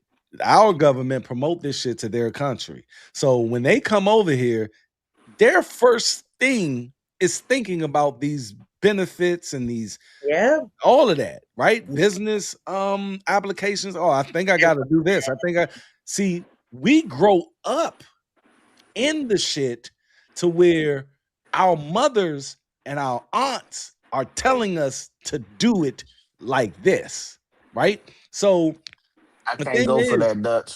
huh? Can't go for that. Go ahead. because everybody got time, everybody got free will. Everybody on this motherfucker right now But is when you're grown as hell. conditioned, you're Oh, oh, conditioned. It's oh, conditioning. that's bullshit because you could be conditioned all you want, but I don't know how many people in here, but is it enough of us in here? Let's say it's 10 people in this motherfucker. Somebody in here got bad credit, but they on here instead of on TikTok looking at how to write them collection shits. Motherfuckers make choices. That girl that just had her two babies, one baby died in her motherfucking house. She was shaking her ass on TikTok, leaving the babies in the motherfucking house. You have every my again, my grandfather told me every day you wake up, you get a motherfucking chance and you get a motherfucking choice. What you do with it is up to you. And the next day, if you waste your chance and your choices, the next day you got a new set. Let me It's ask you never this. no excuse. Ain't Sissy, no such thing let as a me ask you mistake. this. Let me ask you this. If you were told something different, right? From doing it the right way from birth, right? And I'm gonna give this analogy right here. It's gonna go a little left, but bear with me. A lot of child molesters and rapists and people who and gay people can attest to this as well. When you're molested at a early age by a say a male and you're a male, that's the first time that you're introduced to this thing we call sex. And as they grow, they know that it's probably not right, but their feelings of it is based off of what they experienced first hand, and they learn to like it. So they fight against it, but it's still there. Like this transgender was on I think Tucker Carlson. He still dresses and does the thing, but in his mind is cognitive dissonance. He's like, I know I'm not supposed to be doing this shit, but this is who I am. So I feel that. when I say these girls, they're taught certain values, fucked up values when they're young. So even when you're saying, okay, you have a choice, their mindset on thinking of the choice is what they were told. So they wouldn't even the wherewithal is out of the window. They don't even think about what they're doing when they're having these babies. No, but that's the thing, right? All right, so I get what you're saying about the gay people, all that shit. More power to them. I can't touch He that said with a more 10-foot power to pole. them. What I'm saying is this: I come up under a family. I had my great grandmama had 13 kids. All her sons. She had 11 boys, 2 girls. Every male went into the military. Every man had a wife, had kids. We wasn't raised like that. My mother was Right. raised right. She went to St. John's. She took her ass over across Georgia Avenue, where she wasn't Mhm. allowed to go. It was forbidden. And she seen my father from Kennedy Street sitting outside with a red sob and all white Sergio Tacani suit. She said she looked at him and fell in love. That's how Kennedy Street get in my family. I'm with my grandfather all the time, but that shit they doing over there, that shit more appealing. I never had to sell no drugs. Ain't no reason I know how to cook crack. Ain't no reason for that. I chose that. It was my choice. You know what I'm saying? I made a choice. It was a But was it conscious your choice decision. based on your upbringing? Upbringing or So not, I can I had say two something? It's like upbringings. the nurture nature thing. It's like how much of us are who we are based on our environment. And I think at least 85% of who we are is based on just what the fuck we grew up around. So can I say something? Please. So as like a spiritual advisor, like I meet someone and when you're like taking people in and you're reading them, you have to take into account the generation they're in, the race, the this, like you take into all of the conditioning, whoop, whoop, whoop. And I just damn, I forgot what I was about to say. Oh my god, it just like I think I escaped know me. what you was about to say. It Like, It's has sort of to. like if you was born oh, this is what I was in about to say. India, you No, probably I would be agree a with Hindu. both of with both of y'all. I feel like with Big Tizzy, I feel like he's right. It is a choice because I personally feel like, especially like from like my spiritual experiences and talking to people like as a tarot reader, they will open up to me about having these experiences where whatever they believe in, whether it's an ancestor, a thought, or they had a vulnerable moment with themselves or God, whatever the fuck they believe in, whether it's a mind or a person outside of them. There was a moment where something came and got you and talked to you about what the fuck you need to do. Whether or not you listened is up to you. It could be a That's near true. life, near death That's experience. true. It could be you saw your great grandfather down the hallway when you went to go piss and you was high.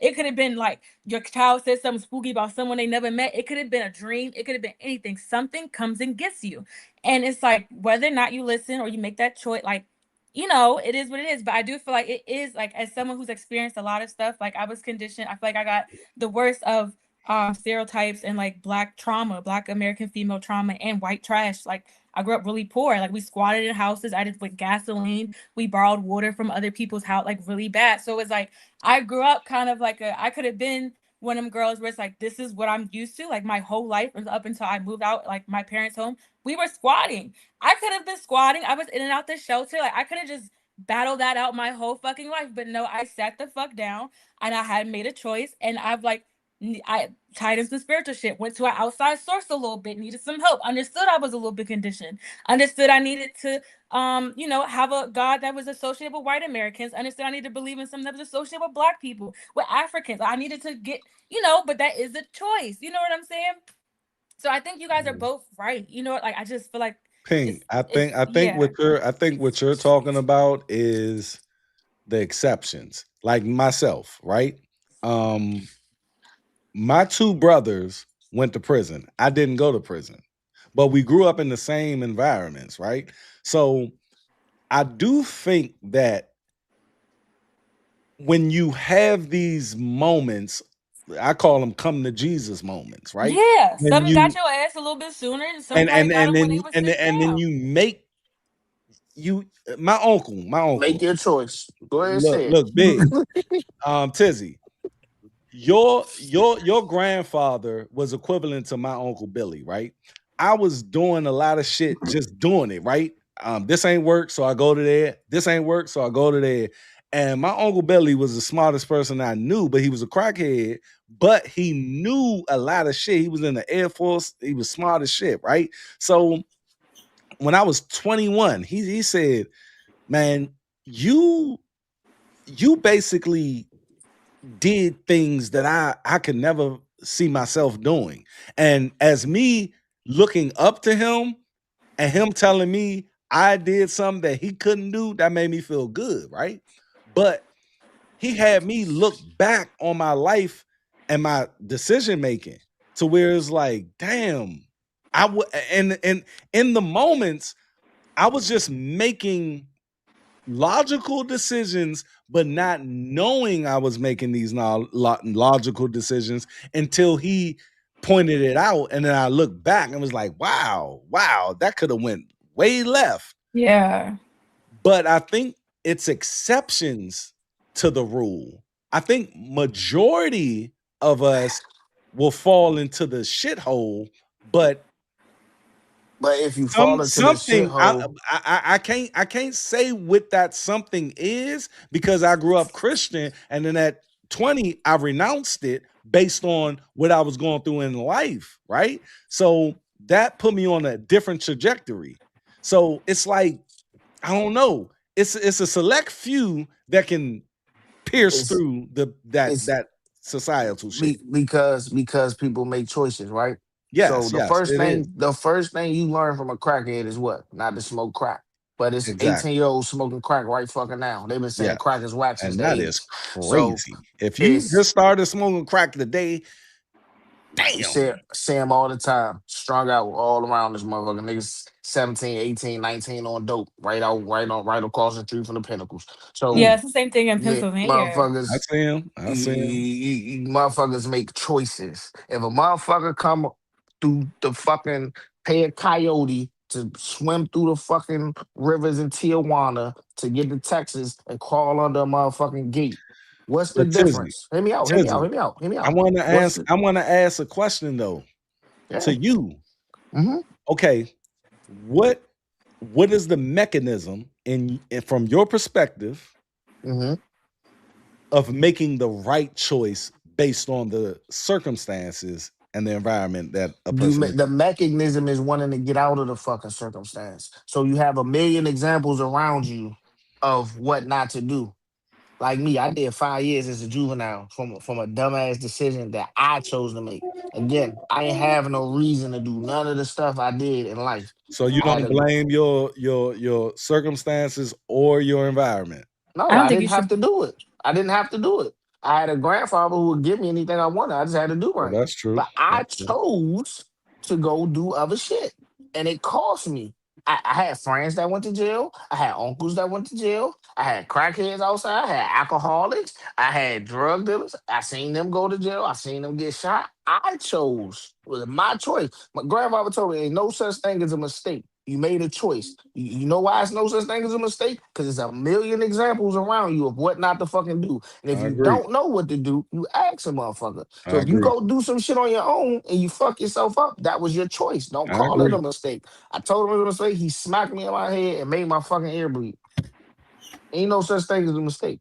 I agree. So I don't subscribe to that. Motherfuckers make choices. If you decide to go get the Virginia tags and don't put no insurance on your car and you get in an accident, you didn't choose to get in an accident, but you chose not to get that motherfucking insurance. That's why you That's took your like ass to Virginia. if you're drunk and you kill someone. Yeah, you didn't Yeah. choose to kill them, but you chose to drink You know what and I'm saying? drive. You It's was no probably thinking such about thing killing as a somebody for mistake. your ass chose a drink if you just. Yeah. I You know mean, what I'm yeah, It's choices. Everybody got choices. and These motherfuckers sit right here. They see everybody. Nobody can tell me they don't got an aunt or uncle, somebody in their family that's well off. You sit down at the family reunion, you see that motherfucker. They got their beds, they nice house, they picket fence, they kids in private school. You could ask them what did they do to do this. They but tell you that's get good grades in school, do but this, do this, do that. We the thing choose not is, to. I agree with you on choices 100%, bro. I think deeper into it though, because I'm very analytical, and I always Like I'm I'm the type smoking of this black person. about, right? I'm They the type. said smoking give you cancer. I Yes, smoke cigars, hookah, and it's with my baby in the house, I don't smoke cigars. I chose to it's smoke this. called So if dog. I get cancer, it's my But choice. it's They called told me. cognitive dissonance. Is where I'm coming from with it. It's like your brain understands that something is wrong, but your actions do the opposite. And I'm the type of person that I always want to know the why of things. I understand that things happen, right? And choices are definitely made. My whole platform is based on choices. Now, I think deeper into it, like, okay, I understand the choice that you made, but I want to know why. I want to know That's what's the the problem with the world. makings. What You know, is the close. makings to think that? But that's the problem. Wanting to know why. Sometimes you just gotta let shit be. Why do they say don't smoke crack? Then your dumb ass smoke it. Now you know why they say don't do it. Because they say there's no why. It doesn't matter. It's just I don't did do it. some things back in the day that I'm not going to admit on here, but if you get my drift, you understand. But Don't tell me you smoke crack, right? no, I never I'm smoked fucking crack. with. I never I'm just smoked it. fucking with I you. never smoked it, but Okay. okay. Now, Yeah. but one day I was in the house and I looked at it, right? And I said, I, I definitely don't want to do this, right? Like, I don't want to do this. And I didn't do it because I was on the other side of it, right? But Mhm. I understood what my uncle went through, and I said, I don't think I want that. And I didn't do it. However, the other thing that I did, why didn't I not mind doing that? Giving It it don't. to But someone that's the else. problem. The problem. It don't matter why. At the end of the day, you knew it was But wrong, I and do you want made to a know choice to why do it. though. Right and wrong is subjective, big tizzy. It No, is. that's the problem. All these words, Evil subjective, and True. good is why, this, subjective. that. It's true It's no such thing. It's no because such thing. it's true in my well, I'm gonna just say in my No, opinion. no, it's definitely a such thing though. Like, It's No, true. no, no. I think that's how you Okay? Do that's how y'all your think decisions are most of it's the a time driven. universal That's how right you and make them. wrong, Your good Yeah. perception. and evil? Listen, life to me, this is like she said, I gotta put that out there, my opinion. Life is all balance. That's the key to life. Up, down, left, right, hot, cold, north, east, southwest. It's all balance. This whole universe, all this shit is balance. Good, bad, I got a everything is motto. balance, I right? got a motto. hmm So, oh, go ahead, say your motto. My motto is this. I always was trying to figure out what's the purpose of life. I think, and y'all can tell me. I think the purpose of life is experience and legacy. And I'm gonna say why. I think every human being has experiences that they can pass on to their child, a young person, whatever. And that's how we evolve. Because at the end of the day, from back in the eons, everything was built upon experience and leaving a legacy. So hmm I think the purpose of life is experience and legacy. And so, a couple years ago, I did this book. It's a little journal called My Purpose Driven Life. It's a Christian base. It's like a book, I and then you read it. fill out the I journal. definitely read it. And my summary, or what I got from it is, it's like you said, legacy and passing down basically your experience, what you did, and putting your people in a better position when you go. You only here, we all here on borrowed time. So for me, case in point, let's say I take my kids. Sorry, Shawty, you can't go hang with certain people. This side of the family, we ain't looking down on them. We don't feel like we better than them. You can play with them at the cookout, but you're not going over their house. It's not an option. Don't That's ask me. me. So I'm That's me. saying That's me, it bro. is what it is. You see it, woody whoop. This where you come from. This where your daddy from. Hey, Woo young, wham. that's me. But All we ain't doing that though. You know what I'm saying? Love them to death. Help them when we can. But that's that. You know what I'm saying? So because the choices and the things that are being imparted in them. Now, them same kids, them same cousins, I love them to death. yes, Ain't nothing they can't ask me for. You gonna have a yes, good birthday, Uncle yes. Tizzy, cousin Tizzy. You But gonna look sweet. We gonna my do that. kids ain't hanging around you on a We daily ain't doing that. basis. But if you ever want to know how to woo woo woo, come holler at me. I got you. But hmm if you want my help, we gotta do it my way. Yep. Cause I ain't gonna tell you wrong. I ain't gonna steer you wrong. We gonna do everything. We gonna dot our I's. We gonna cross our Fact. T's, and we gonna make our next move our best move at all times.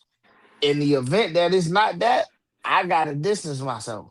So every time in life, I was raised, and I learned this in jail. You work your way to the end of a situation and you work your way all the way back. Every good possibility, every bad possibility. Then you still don't make your move. You think about it. You let you like Styles P said, for plug the fan in, cool off, then grab the cannon. Like Mm, you got now. I thought of that, but it might be some shit that I missed. So now let me go back and think about every good possibility, every bad possibility. Then I'm gonna make my move. So if I know now, what I got going on now, I ain't always been in this position in life. I'm new to this all the way legitimate lifestyle. So with that, certain motherfuckers want to come to the studio. You want to serve Diddy's out and think you about to be recording and running in and out of here. I can't do that. So right. if you can't get with that, I can't get with that. Cause if they run up in here off that, it's some whole other shit that's gonna happen. And I know me. I'm addicted to making money. That's just in me. So if I see it, I know I'm gonna want to partake. And when I partake, like I said earlier, if I'm gonna go, I'm going all the way. So we not even gonna play. If we gonna do it, let's do it big or not do it at all. So if I know that, I just don't got I just need to remove myself. You know what I'm saying? Because I don't know how to decide. I ain't learned that yet. You know what I'm saying? So every choice I make, or what I try to tell people about choices, you gotta is you can't call it a mistake. You made a conscious decision to do whatever the fuck you did, and it's never too late to fix it. You can always fix it. Your Yeah. credit might not be good today, but if you take the time out and not go to the club and match your card out and go keep paying the minimum and then go and order some fucking Uber Eats on the shit, the next check in 2 weeks, you could double up on that minimum payment and not go to the club, and then you could do that again and pay that little $300 balance up, and your core go from a 463 to a 700 if you Mhm. just knock off the 80% usage on that $300 limit credit card. But That's we true. make choices. You know You what I'm talk, saying? hey, We make choices. somebody And spent then their we money. have everybody else to, oh, this person to bail us out. I'm gonna call my grandmother to get some money. I'm gonna call my best friend, or I'm gonna go to the club with them because they're gonna pay my way. It's too many variables when you just make a right fucking choice as a fucking adult. Every time the universe speaks to you all day long. You have a million examples of what's going on in the world. These kids, these parents, they made choices and they don't want to. Every day they get a new choice and a new chance and they don't use them right and they want to blame someone. And I just can't go for it because I made the bad. I With grew you. up on Section 8, fucking food stamps, everything. Right now, my mother and them, they were, oh, I need you to pay my phone bill. God damn, Mm-hmm. god damn. You 60, you still ain't got it right. Mm, What's your choices? I can't work because this. I can. Well, I can get my. I just broke my finger today. I broke it. I mm. was at work and I broke my finger and now I'm at home and I'm off. You know what I'm saying? I chose to do what I had to do. It is what it is. But if I would have grabbed the motherfucker the way they trained me to do it, I wouldn't have broke my fucking finger. But I chose to do some dumb shit. So I broke my finger. So all my overtime I wanted to work, I can't work it. Cause I made a dumbass choice. You know what I'm saying? It's Nah, about dude, choices. you preaching to the choir, my brother. Accountability. I'm all about that. And it was based off of me being a bum back in the day and blaming everybody else for my shortcomings. To where I had to realize after I got my family and I had my daughter and looked in her eyes when they pulled her out and was like, oh, I ain't first no more. Like Mhm. that I said, it's not me anymore. And ever since then, man, I've been building upon what you just said. Like Damn. that whole like that's my whole foundation of my values and on how I look at shit. When people be like, oh, it's fucked up to happen to them. All right, what the fuck was he thinking? What Damn. what was he thinking before he did that shit? And that's Mhm. why I got a lot of backlash on, my my first iteration of my platform when I was mad. I was going to these single mothers like shit. Like it was to the point where motherfuckers didn't like me. But again, they made choices. And in these choices, they decided to have the baby, even when the nigga said I don't want it. So I always put myself in the woman's shoes, right? To where I'm not a woman and I know there's a lot of estrogen and emotions going on, but I look at it like this. If a nigga tell me that he don't want something to come out of me and he's not going to be there, oh hell no, nigga. But Fuck, that's the thing. That's his fuck that choice shit. he made when he nutted in her. So he can't play God with her No, body. but He made a choice. the ultimate choice. Now he made So a beginning choice. The ultimate choice comes. It's a fact.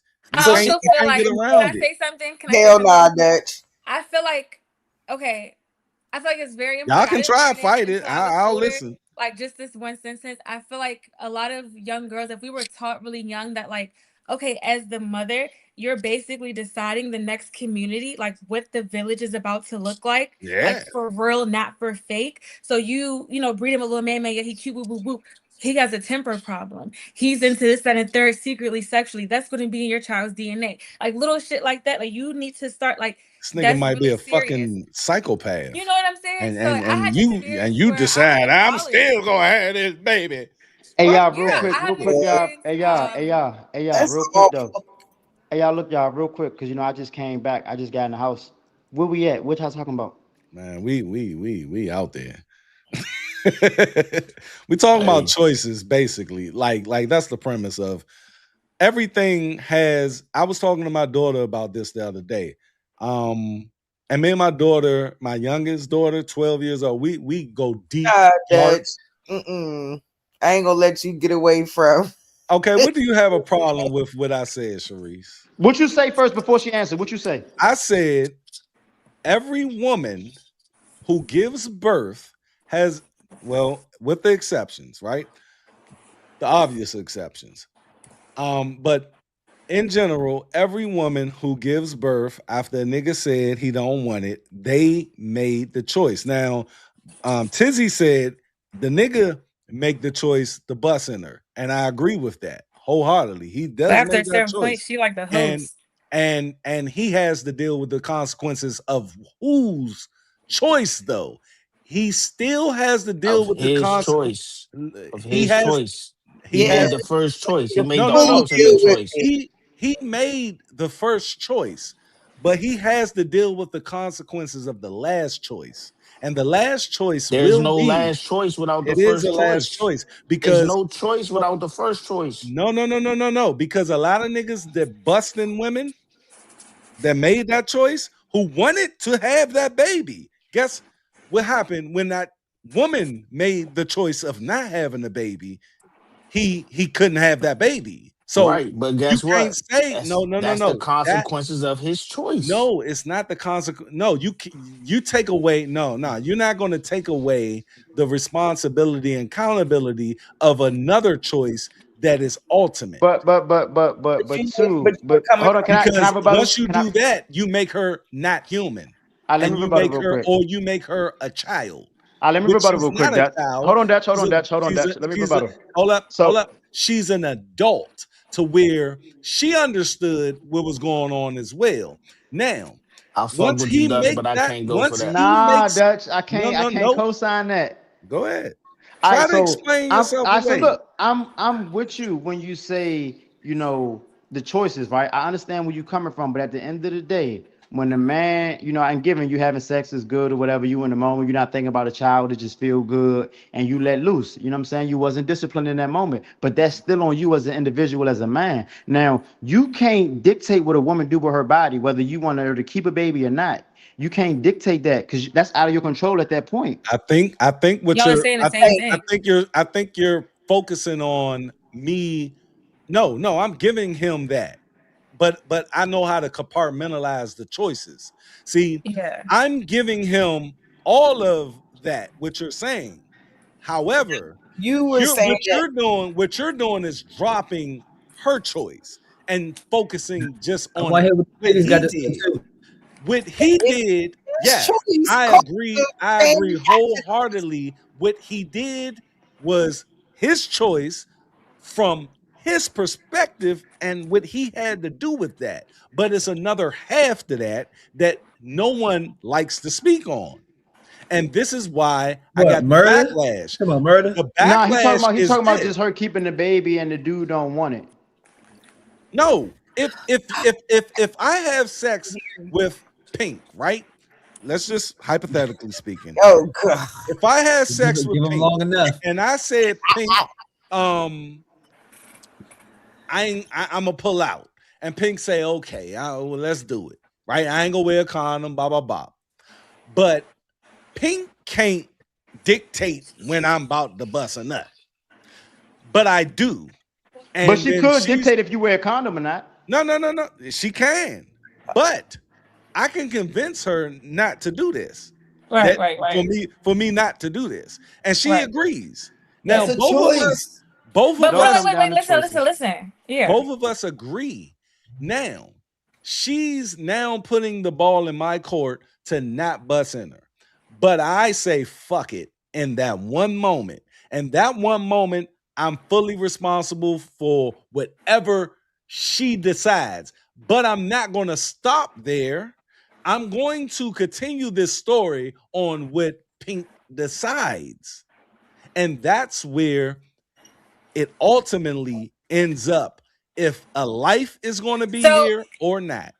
can I say something? I feel like I agree with you. They are kind of like putting a lot of emphasis on the men. Once y'all nut and it's in us, we are the host. It is ours. Like it's That's incubate. Like true. we're incubate. It is ours. Whether or not like it's all up to us. It's So yours. I've actually been in that situation where I was in college and I got pregnant with twins. So it was like it was my choice whether or not I wanted to have them or not.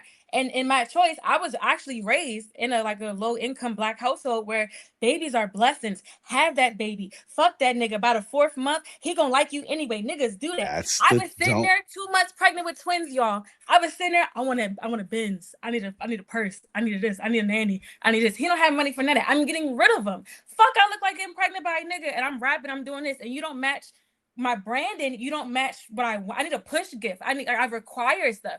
So I would rather have just gotten rid of them and mourned my babies and gone through that process than have them run around with no fucking shoes on, or me chasing after a nigga, or me still trying to like. It just would have been a mess. So I feel like it is a choice, and I feel like girls do let themselves down sometimes, being overly optimistic, being delusional after like just being kind of like That gone that almost in a fucking psychosis a little that bit blessing thing about will what. get you. Yeah, The religion yeah. thing will always I get the was definitely woman taught have that to. baby. It's a But guess blessing. You're what? gonna get a Guess car with what? like all that. But guess what?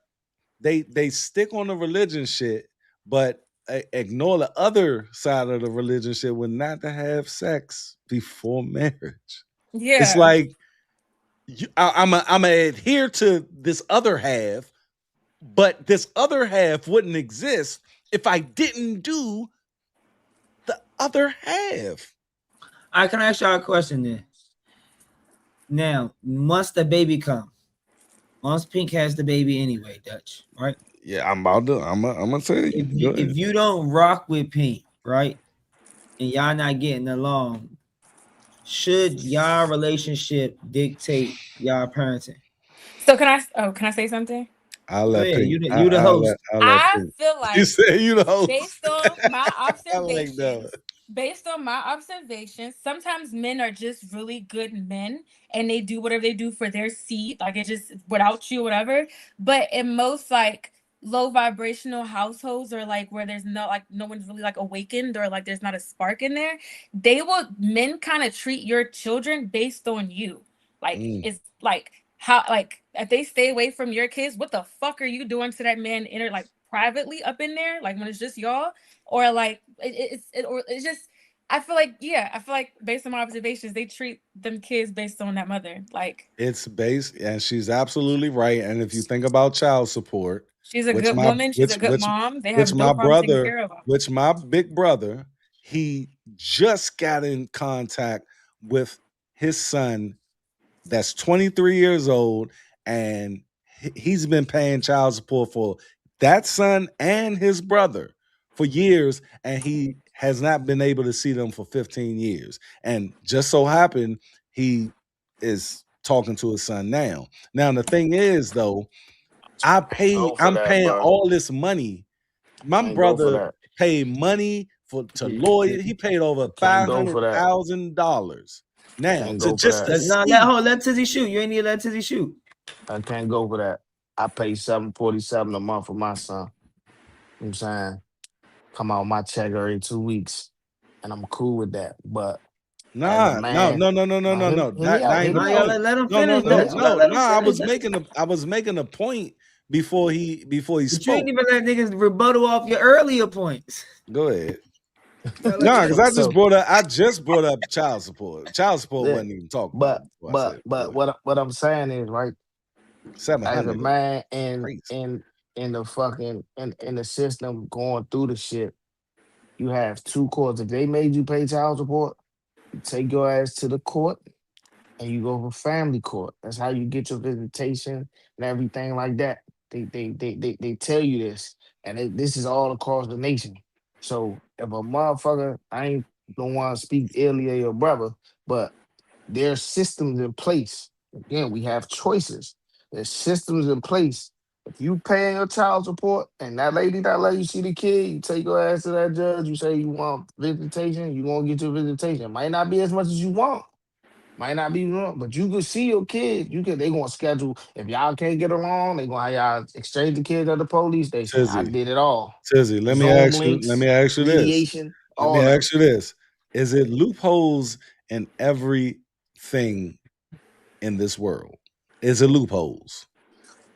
Case in point, it's a loophole with my daughter, right? And My no, no, daughter, no, no. my, my daughter born in Cincinnati, Ohio. In Cincinnati, if you're not married, In the mother general, get full custody no, off the no. In dribble. general, you're correct. In general, you're correct. But when loopholes are introduced and women are devious in how they utilize these loopholes, which my brother's baby mother utilized to the fullest, to where he could not see his children based on the child support system in one state, but she was using another state as her address. And on top of that, how she maneuvered through these bylaws of the child support system. Now, when you're paying attention to it and you're trying and trying, and I was with him from the get-go, when she looked at him and said, I'm going to make your life a living hell. And it goes back to those aunts and those mothers Can I and say those. something? The thing is, people know how to fuck the system up to the point where that man is fucked. And my brother, he just for his youngest child, he just finished paying child support 3 months ago I for hate him. when we talk about personal And people, on but top of that, he lost. That's what it no, he sounds like. It's didn't. like he He didn't lost. lose. What happened was he got fucked. He And So listen, that's lost. I'm why, gonna tell and you. hold up, that's why a lot of these men out here don't get heard because of the in general thing where, oh, you can just go down. It's not that simple when it comes to a vindictive ass woman. All right, so look, when we talk about loopholes, right? So hold on, let me put my let me put the take my earpods. My earpods is that. Hold up. Let's I go. want y'all to talk. Wake up the baby. Hold on one second. You get me? Yeah. All right, there you go. So, all right, boom. So I'm in court, child support court, boom. Baby mother talking about she want back child support. Loophole. That's your key word. She want to make my life a living hell. Your key words. What happens is pull up the cash app. Oh, that was a gift. He did that because we was boyfriend and girlfriend. Yeah, that Okay, gift but this shit say crazy. 13,000. That this say 13,000, Your Honor. I sent her 13,000. She only sent me 1,000 back. Okay, the judge could have went for it, but what he say? Okay, show me how much money he sent you before there was a child conceived. $300. No back child support. He's been active father this whole time. Daughter in Cincinnati. You not married, the mother automatically gets custody. That's the law in Ohio. Not married, mother gets full custody unless you can prove she is an unfit mother. She had the baby up here at Howard University, couldn't get the job as a news anchor, moved her back to Ohio, got her dream job, what she went to college for, broadcast journalism. We had an agreement. We're gonna switch holidays, switch whoopty whoop. I didn't have to let her go. I could have said, nah, the child was here. The child been here the last 2 years. She been here. I don't want her to move. I ain't gonna block your dreams. This is what you went to school for. You can't get a job down here. Go do your thing. They don't want to play fair. At the end of the day, you got choices. So I go to court up there. Whoopty whoop. They told me what they told me. Based on my income down here and what's going on up there, how much my government job going to take, woody whoop. Oh, it's not worth it. Let me double back. You want the control, you got the control. I'm just going to kick out as needed. You see what I'm saying? Everybody But got what you choices. saying? But what? Nah. These not your choices, my brother. What's happening is they're moving the goalposts. Everything I just heard you say. Every time you came to a goalpost, they moved it. Now it's not your choice anymore. Now you have to go Nah, they where. ain't move the goalpost. That's the law. No, So what I'm that's no, if no, no. What I'm saying is this: the one thing that stood out for me when what you just said, right, mhm, is these judges are human, and right. you said, "Oh, he could have took it this way and No, went I against could you." have. No. You said she said something to him, and Oh, you you talking said, about the "Well, back child yeah, support? yeah." Yeah, yeah, yeah. You said he could have did this, but he went towards your way, right? Yeah. What I'm saying is there are judges who go the other way. And a lot of judges in my brother case went the other way. And on top of that, when she was in Raleigh, North Carolina, right? Mhm. And I've went down with him to the point where, you know, he had the visitation, but she filed in Atlanta, Georgia, right? Now, Mhm. when you get we drove what 7 hours to for him to have 2 days with them. We booked the hotel and everything. And this just a peak of the iceberg of bullshit, right? So we get down there. She knew he's contacting her on the way down there. I'm coming on Saturday morning. Bam, I'm gonna have them to Sunday night. Okay. It's okay the whole time, 7 hours. We get down there. We're in front of her fucking apartment, bro. She says, nah, we gotta do something. My brother calls the police and says, this is my day. These are my days. The police said, well, sir, we get what you're saying, but um the filing for this is in Atlanta, but you're in North Carolina, and we can't allow you to take those kids. We had to go the fuck back to DC, bro. And the thing is, And see, that's that's where y'all fucked up. I would have drove the extra hours to Atlanta, filed for a motion, having contempt of court. You can't the thing collect is, child support in one jurisdiction and live but in another. the thing is, and I just told you that was a piece. I can do a Yeah. whole show on this. The thing is, that's a piece of what my brother had went through to the point where, bruh, up until that point, I was like, bruh, man, do whatever you can. I was you. I was like, man, we can do this, we can do that. Young. I said, and then she told one judge that my brother was molesting his kids because he was teaching his son how to aim his penis to piss. That's what she told the now that judge was actually on my brother's side. I was like, ma'am, hold on, fuck that. He's teaching his son how to piss. But that's the type of mentality that she had when dealing with my brother because she had animosity. So let me And ask you and this. and what I'm saying is, Yo, I'm one not rapping because I don't saying want to be that putting your brother's, situation on trial. You know what I'm saying? no, what I'm saying is it's a lot of black, well, not fuck black. It's a lot of men going through this shit. And when they try to tell their story about what they're going through with these loopholes and these fucked up ass judges and these courts, and you said it, child support and family court is two different joints and they play against each other where it should be one That's fucking true. court for it. So let me And ask you this that's though. how, hold up. And when men try to tell these stories, we have men and women telling the general shit and not these stories to where that shit gets drowned down like my brother didn't do all he could do to see his children. So let me ask you this. Do you think he threw in the towel? He said, fuck it. I'm gonna just pay No, my child support. look, that's what it ended up being. In 2018, he said, "You know what? I can't because he got a new family. He moved on and he had to do what he had to do for his new children. Now the thing is, I told him, I said, bruh, I'm not the one to tell you to not do it, but you losing a lot of money doing this shit. You gotta just wait till they get older, bruh.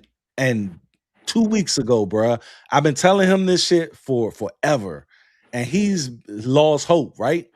2 weeks ago, his son hit him up, and they've been talking for 2 weeks, Sean.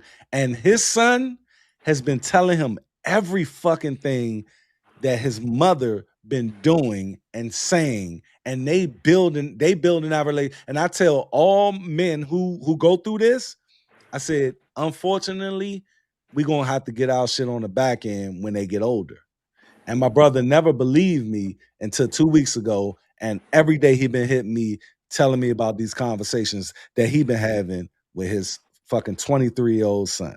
That's a beautiful thing. See It me, is, that man. ain't a It is, that young. ain't an option for me And and though. and and I'm gonna bring back my interview shit just for my brother because I did use to interview, but I don't want to do it no more. But I'm gonna bring that shit back, and we're gonna do a whole fucking show on his whole experience where we go below that tip of the iceberg that I was just telling you about. And what's not the option? Not seeing him, Tizzy? Yeah, for me, that ain't an option. I'm hell or high water, Young, whatever. We'll do. I can't throw in a towel on what came out my nuts. a But person everybody could different though. young humans, young, we can take but so much, young. And I watched my brother for 15 years, for well, at least 7 to 8 of those years, young man, go through it. And then the rest of the years, man, he was just like it, exhaustion is real, young. And I don't care what people say. I used to I used to shit on people who commit suicide. Be like, man, fuck that. Man, you ain't need to do that. But over the years, young, it's some shit that go down in people's brain and people's mind where they just get too overwhelmed with shit, especially when it comes to your seed. Me personally, I got a divorce almost 3 years ago. And me and my ex-wife, she tries to get up under my skin, but what she doesn't do is keep me away from my children. And I can imagine, and I'm not on child support. We don't do that. We both don't believe in that bullshit ass system. I'm the exception. I can actually say I'm the exception. I don't say it like when niggas well, it can happen. No, no. I am the exception, young. But I cannot imagine being away from my girls for 15 fucking years. Like, oh my, I will die. So I I used to I will I used to fucking work die. I used to work for DPR, right? Parks and Rec, DC Parks and Rec. So Mhm. we had this little program called I started it actually. It was called Young Men's Future Leaders. And I take the youngers and a fake little I still mentorship hear and all you. I that. still hear you. I just went off camera. So I still hear you. so basically it was a situation where this one dude came up to the rec. He had just came home. He was trying to see his son. Baby mother came up there tripping, bam, and out. They arguing in the rec. And the son sitting there, he 9 years old, he crying. Hey, Shawty, go ahead over here. Let me holler at you folks. Put them both in the room. Hey, Miss Lady, I see you all the time, but this man got on orange slippers. He just came home. He ain't go to the block. He ain't go see the man. He came right here where he heard his son was at. I understand what y'all got going on, but let that man do what he gotta do. What do you need? It turned into a whole program where I'm bringing fathers in and teaching them how to reconnect because it's just like if you're a kid, you go in the store, you steal a candy bar. If you don't get caught, it's easy to do something again. So he might have missed the first birthday, he might have went to jail, he might have did whatever, but he here now. So yeah, you got your hurt. Go ahead, yell, cuss him out, whatever, get it out. All right, she said what she said. You caused the hurt. You missed this birthday. You didn't pay for this on Christmas. And since you couldn't do it last Christmas, you ain't want to hear her mouth. You missed the second, third, fourth, fifth one. All right, but you saying right here, right now, that this what it's gonna be, then Fuck whatever image you trying to put up in front of me, trying to look sweet in front of me, because I ain't nobody. You owe that to Shorty right there. So she gonna nag you, but as the longer you show up and do what you supposed to do and contribute and just be a fucking man, eventually that shit gonna pipe down. And you get the bond with your seed, and everything gonna go in your favor. But you got to show up. You know what But I'm this what I'm saying? trying to change. This what I'm trying to change, Tizzy. And it may be unpopular because women are looked at. See, the thing about women is this, man. They don't they and Pink, don't take offense, all right? um You're fine. Women are like this. They they say don't treat me like a child, right? I don't want to be treated like a child. Nigga I'm an crazy. adult, and Crazy. and you need to fucking treat me like an adult. Equality, right? And at the end of the day, we look at it like that. That's how I'm looking at it. Okay, all right. I'm gonna hold you responsible and accountable for your part in shit. But when we do that, they now want to say, or us men, we want to be like what you just said, bro. And I respect everything you said, but that's the mentality that we have where it's like that I gotta tell my man that he going through it too. I gotta tell him, bruh, we just gotta get it on the back end. And that mentality is what I'm trying to get rid of to where it's like, no, fuck that. They need to be held responsible and accountable for their part as well. Because we telling men all day, you know what?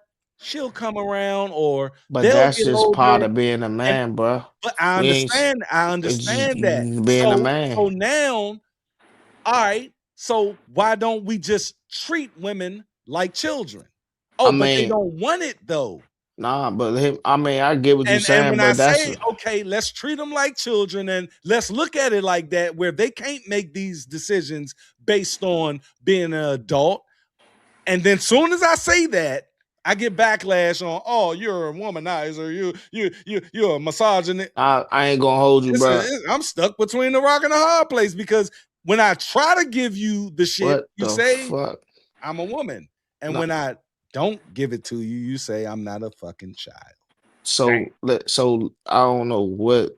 All right, so that's not even apples and oranges. That's like apples and octopus. Nah, But it's the same shit. Men have what you just said. It's our responsibility to take that shit. We gotta take that no, shit. listen, listen, No, we listen. have to. No, no, I got you. Hear me out though, right? So what you saying is you want something about treat a woman like a child. Nah, bro. Everybody grown. Everybody That's grown. what I just Everybody said. grown. So but we listen, we responsible for our own actions as a man. I As don't know. women Oh, too, no, bruh. hear me out. As a man, though, fuck a woman right now. I'm just talking about as men. As a man, you responsible for yourself and everything around you. So if I that agree. mean you gotta think for your woman, if she don't listen to you, Nope. whatever, if Nope. she fuck up, Okay, can I say you Let something me gotta before tell you take no, that let me finish? say on. this. Let me say Hold this up. before But that. let No, me because finish. we think like These that, and I two. Well, agree. let We Tizzy think finish and like then let that. me go. Let We me think finish. like that, but women don't think like that No, that's because cool, but when listen, when just hit me when out, the hit me out, hit me out. If as a man, I pride myself on being a man's man. I'm not So a punching bag anything, though. I'm no, not a punching but bag. as a man, sometimes you gotta be the punching bag. I'm Fuck not no. a As If I a punching had a bag. nah, if my I son want to come hear home Pink. I want and to hear he's Pink. telling me, What Pink oh, got? I gotta think for this bitch. Fuck that little girl. That's a little ass girl. If I'm gonna no. First of all, as a woman, and I've been a stripper, I've been around like I date celebrities, like I've been around A-list celebrities. Blah, blah, blah, blah, this is what I You do. add layers and So it's layers, like Pink. no, like for real, like I really like this is my shit. My daughters, if a woman is childish with you or to you, she does not want you. And when I caught myself, and this is from my personal experience, if a man feel like I'm childish and I'm like fucking around with him, I don't like him. He doesn't have enough money for me, or something about it I don't really like, or he's that's what I'm playing. Like it's saying. just We fun. talking about we So talking again, but Let I her don't know. Like I finish. just Let feel her finish. like a woman, like a real woman, is not childlike in any way. And All like right, she's like And in that's the any way, standard I in want for any women, way, man. in any That's the way. standard I but want for hold, but women. all right, but hold on, all right, hold up, because this is why I say it's apples and octopus because what you saying and what she saying is two different things. I'm She's no, saying, no, no, no, no, no, no, hold up, no. I'm gonna tell you why. My ex-wife fucking hate my guts, bruh. She fucking hate the shit I'm out of not me gonna right now. lie, I don't But seem like it's but hard to but do. what I'm saying is Hey, she don't block me from being a hey, fucking man. So okay, so about the whole like blocking And your she kids knows, from she knows how she knows when that shit ends. And hey, that's what I'm Mo. asking women to do. It's just you don't got like this well, that's nigga. a respect thing. Nah, Like nah, but she don't respect me. But she respect enough to end that shit when it's time to end no, it. no, she understands that I'm a father, right? She knows how to separate a fucked Yeah, up husband that did some fucked up shit from a great fucking father. yeah. And that's where these women fall So that's because what I wanted to speak on. go ahead. So my personal experience, I had a mom, like we're mixed, whatever, but she was black.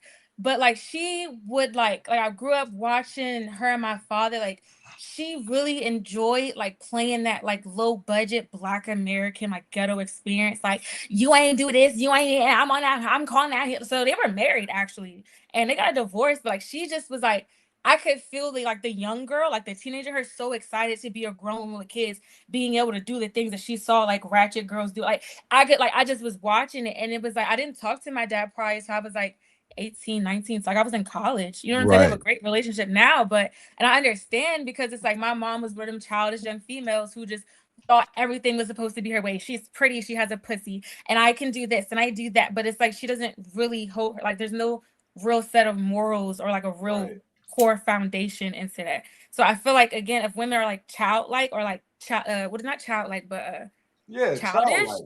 then No, it's like childlike. it's not a real woman. It's like she doesn't really like you, or you don't have. You're not like that's not your person. That's not your person. And If that's you feel what I, I'm like she's like saying, childish, bruh. I, We enable those chicks. We enable those chicks to continue doing this shit and it being accepted.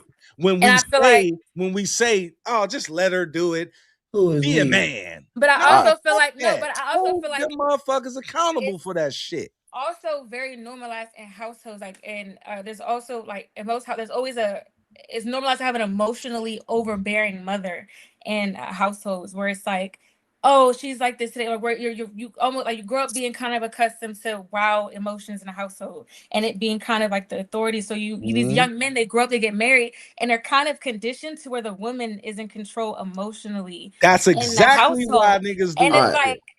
it is and it isn't like I Because mean you she's going at this woman is you going at your mama who did yeah. this shit.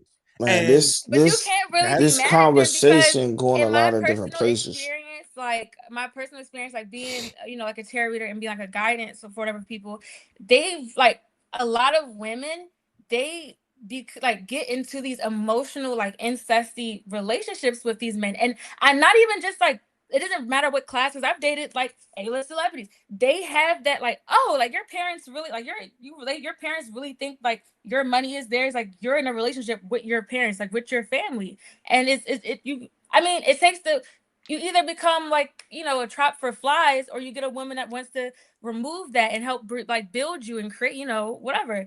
And yeah, so All right, I mean so that's my listen, personal yeah. I get what both of y'all saying, but this is what I'm saying, right? I'm not talking from the perspective or viewpoint of somebody who's dating a girl who's childish. I'm talking about he Dutch said he was married. So what when he say married, like I'm engaged right now, right? mm, When you say married, I'm not looking at you said you got kids that's like you was married. You see what I'm saying? So with that being said, I'm not looking at this from a different mindset of married. So what I'm saying is for me as a soon to be husband, right? A soon to be married man, once you take that vow, right? Whatever come with that, you signed up for and you took that vow, you took that oath, right? So death do us part, sickness and health, and everything in between, right? So, with that being said, for me as a man, whatever come with that, I signed up for. So if that means my wife ain't the most emotionally stable right now, and I gotta be her punching bag, I signed up for that. Fuck If no, that bitch. You mean need to get a therapist and some medication. We're gonna figure this shit out. I'm not gonna be a punchback. that I ain't say be a Not punching gonna be bag a for punching 20 bag. years, but Yeah. everybody go through seasons. But Tizzy, Everybody go through things. let me tell you, and I spoke on this before on It the sound Face like y'all be Room. expecting some type of No, perfection. no, no, the thing is, Cause cause cause guess I what? did a Guess what? lot. If I I fall short, she gonna have to pick up my You slack got your some no, kind niece. of way. but you gotta understand, growth and where y'all meet at in the beginning because I met my wife at work when I was 23 years old, right? I nobody know what the fuck we was doing. We just jumped into it. Now, I learned a lot of fucked up shit from the hood in Northeast Washington fucking DC, Trinidad, and Suitland, Maryland. To where I'm like, I was a bitch ass nigga. I was. I did some fucked up shit. A lot in the beginning. But guess what happened? I I I turned over that new leaf and I realized my ways and everything. And then you changed on her, basically, what you about to say. I changed on her. Now she never left me for this bullshit.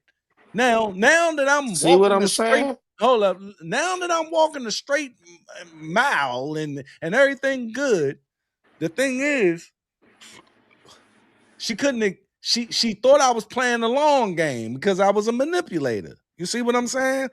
But I became a fucking punching bag on shit that I was not fucking doing. But had you done it though? No, the thing is, I done it in the I in the bruh, come past. on. That's what the No, no, fuck no, are no, we no, no, talking no, no. about, Listen, bruh? listen. God damn. I still blame myself for my divorce. Period. But when it comes to being a punching bag, I can't do that as a man. When you I'm was not doing the gonna stuff do it. you was doing Dutch, was she your punching bag? Yes. Yeah, hell All yeah. right then. So now But when it's but time but to take but the blows back, you don't but want to take hold them. on, That's hold on, hold on. crazy, bruh. Let me explain that That's though. wild as Let me shit. explain that. That's good, man. Let me let me explain that though. The thing is, I told her to leave me, young. I said, young, you can't keep doing this shit. Cause I don't know what the fuck I'm doing. I'm tripping. Now, How long that's were Come you not on, talking come on with to that shit, her? Dutch. nah, Hey on some Dutch. real Hey shit, Dutch, you scaring me, on bruh. some You told real bro, shit. you told her to leave. I've been there because you Nah, on wasn't some real trying to be shit. accountable to Sometimes be the you better tell a man. motherfucker, look, I tell people now, today, 2026, when the motherfucker show you who they are, believe them, young. So let Believe me them. ask you this. Really? So you showed her who you was, then you telling her to believe you, but she still accepted you for all that, and then you She going did. just She so did. what the fuck is you And no, talking no, no, about? no, no. That nigga said she I'm did. No, telling you that. she fucking Listen, did. But man, no, what I'm that's saying for is you a right nigga now. Man. changed, young. A nigga changed, and it's a lot Can of I apologize verbals. for that bullshit? Nah, it's a lot of Wild as verbals shit. that made me change, right? And it's like empathy, right? You can you can You get that understand shit, what a you motherfucker can't going take it. through. Mm. You can understand it, right? But you don't feel it. I started to feel it, right? And then you couldn't take it. No, I had to battle my own demons with the shit, right? So once Then you can't I take and I don't like R. Kelly, but he has a What song that the says, fuck? "When a woman's fed up, young, they are," and I had to accept that shit. And when I accepted it, I'll be to be she laughing though. took I'm she sorry. took she took away her respect. And one thing, and I'm gonna tell y'all about this book. It's called Love and Respect. Men, You gotta we start like being reading, bruh. loved. We like being loved, but respect is our number one thing that you need to give me. And women, they love to be loved. You can respect them, but if you show that you love them, that's it. She pulled So what her did you respect. sign Hold up up. for when you became a husband? What did you sign up for? I What did don't you think you fucking was know, doing? bro. I was 23, young.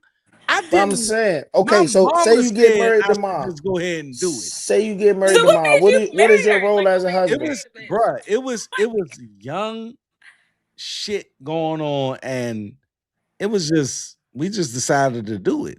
All right, but fuck all that. But I didn't understand what marriage was at the time. No, That's so the now point. in a revised mind, now that you know what marriage is, you talking about nigga put R. Kelly on the screen. I ain't want to say R. Kelly because I don't fuck with that nigga. But that Hey, song, y'all funny as when shit. a woman said that shit is real. I felt that shit.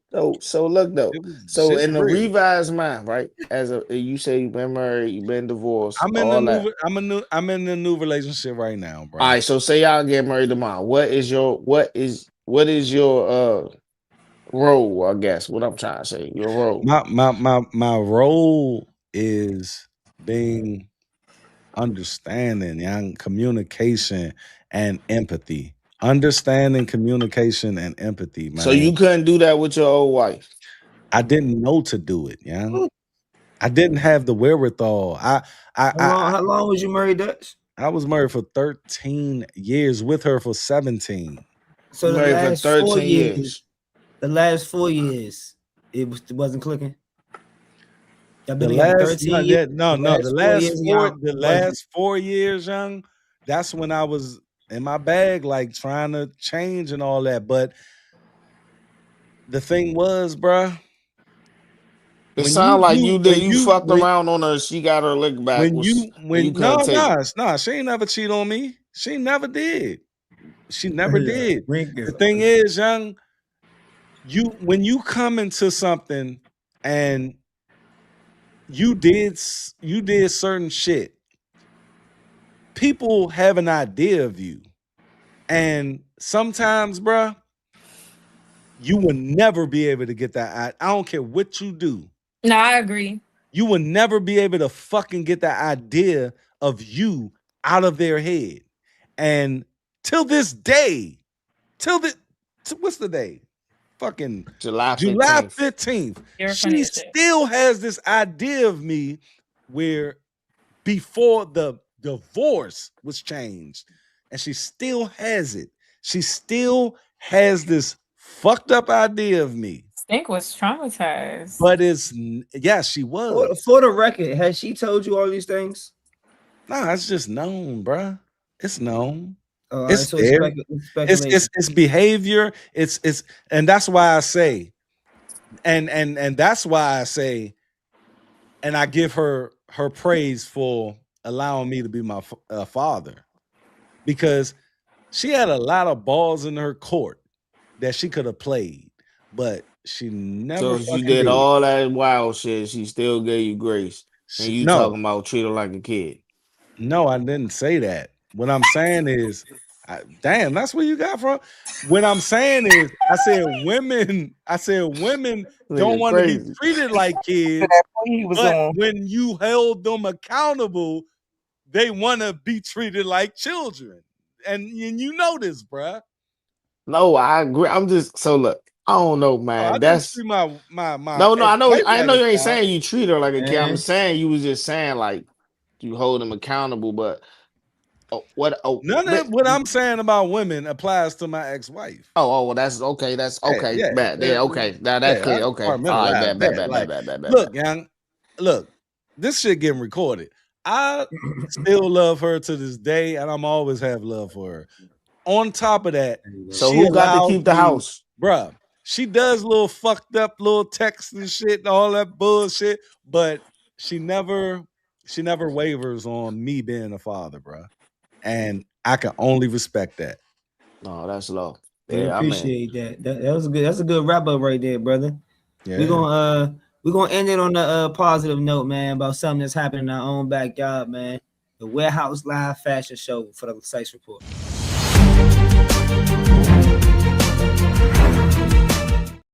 Y'all know fashion is a big part of the culture. We got a lot of brands in our area. We've been known for a whole lot of different homegrown brands, from dating all the way back to any brand that you want to name. I'm gonna let y'all, give y'all honorary picks of brands that y'all want to shout out. Maybe the first homegrown band y'all ever wore. But good man, Mr. Non for real Low, man, and me myself, I'm gonna let Low talk more about it as well. We putting together a fashion show, man, and we promoting it tonight. We want fill y'all in and let the Sice Room know what's going on.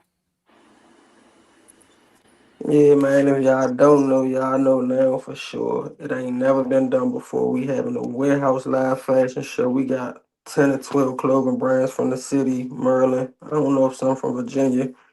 We got some people performing. It's just really a networking event, like, you know what I'm saying? So if you're a content creator, you vlog, you cameraman, in that nature, pop out. I mean, anybody from the site room could pop out because this family, but it's an invite only situation. So, just make sure y'all get there, man.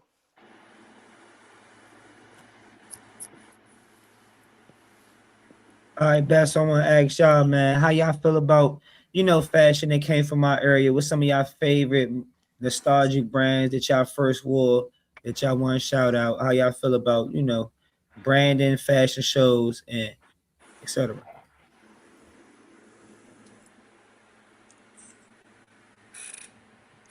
Shit, me man, I can't go a whole year. Every year I gotta go down Salviado, give me the little quarter zip joint. I love Saab. I gotta get the color one, and I gotta get the reflective joint. Uh, I like to run it up. That was a cool little brand. I used to like Bonadaki a lot. Uh, that was really my little favorite too. I like eat. I really go to them more for accessories, like the little book bags and stuff. I feel like he tried like watered the brand down when he just put patches on everything. But yeah, that's what I be fucking with, and I fuck with your chain too. What you got, man? I'm gonna go for Madness. Shout out to them. I remember growing up when I lived uptown. If my memory ain't messing with me, or if I'm not misremembering, but I think like Madness had something uptown at one point too. So yeah, that's like one of my like first like little memories of like DC like clothing and stuff like that. And, like your man said, of course Sabiato. As soon as I got some money, when I turned into a teenager making my own money, I ran to Sabiato. So I'm gonna get those top two for me.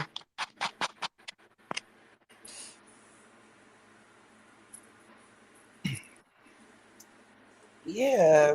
Congratulations, guys, first of all.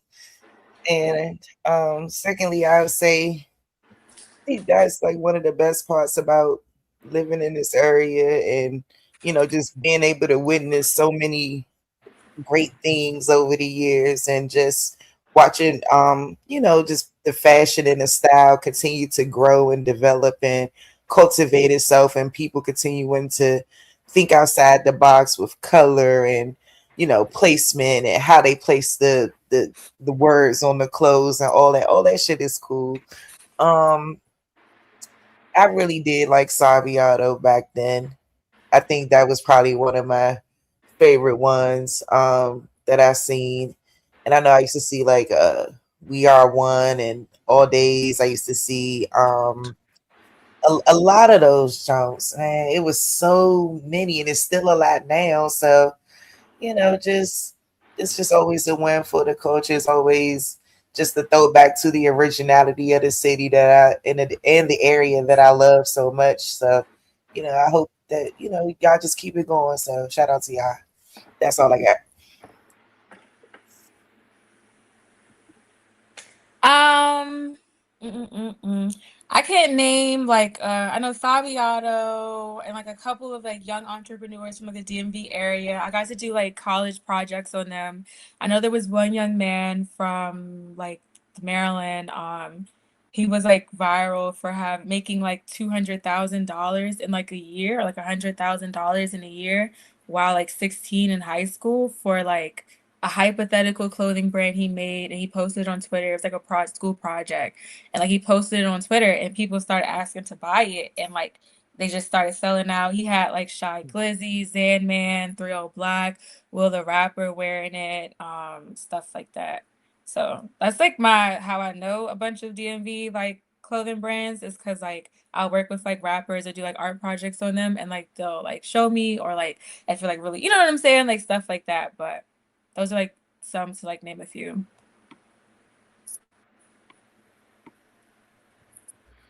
I'm about to go with Madness, man, and Hobo.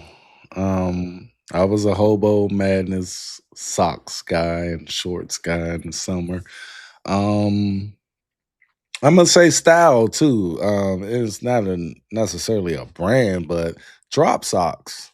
Back in the day, man. Like, look, I'm Ooh. born in '84, so I grew up in the '90s where drop socks you pull them all the way up and then you just drop them. And then when I went to college in North Carolina, man, and Job Corps, they did not understand the drop socks. They called them aerobic socks.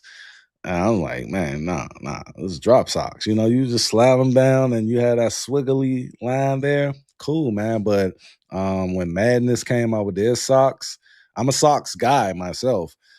Madness came out with their socks, then Hobo. I never did the Hobo shirts or anything of that nature, but I did do Hobo shorts and socks.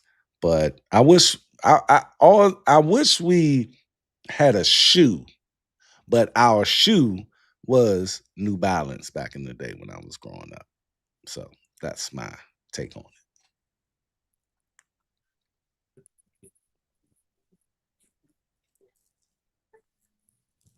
Muted, brother.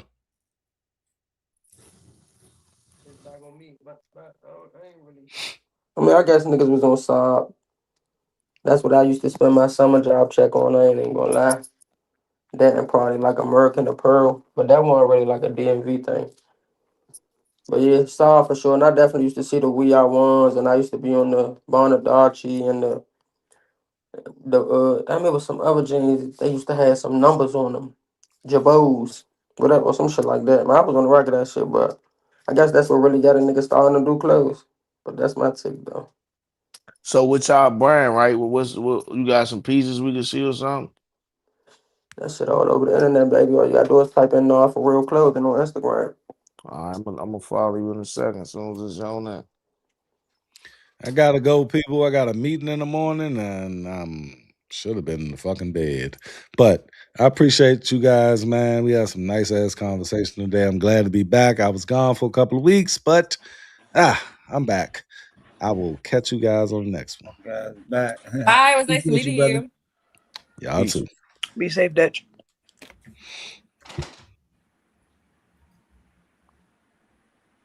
But yeah, we definitely That doing try to get in his own time limit. Need a time on Dutch. Hold on, I gotta leave. I can't hear you, Fabo. You know, Dutch gonna get the people going. Huh, Sharice? I heard you laughing like shit. Was it funny? Yeah, that's gonna get the people going every time. You know, I always get somebody who don't know him. See, Tizzy don't know him, so Drag everybody your come ass that right in don't there with know him. him. Oh man, he get y'all every time. I'm Drag telling your you. ass right in the goulash with him. His Hey, ass gotta have a time limit on his sessions. I'm talking about 2 minutes of 2 minutes of conversation because this That's what motherfucker, if we fuck the Sice room, this bitch will be Dutch room. that's why you know. That's why you gotta tap into Build a Throne, man. He definitely got a great platform No, I ain't knocking that for sure. where he speaking shit all day long. Yeah, get his shit cracking.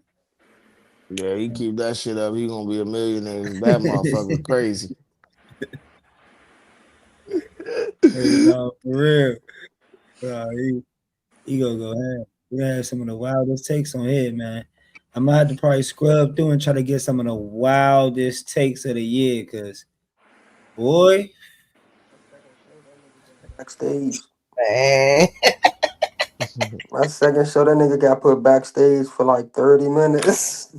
That he nigga ain't got got mad and wrong. left. Damn. Man, it get a little wicked sometimes, man. Niggas be dropping addresses. It got crazy. Trying to keep everybody, cordial. The women used to kind of be the worst. Surprisingly, women used to go at it. Had y'all streams going, man, because we going to fuck up July 18th. So, Yeah, I'm gonna try to yeah, push up, man. I'm gonna try to push up. man, we It's trying to get this everybody. Saturday, right? This Yeah, Saturday.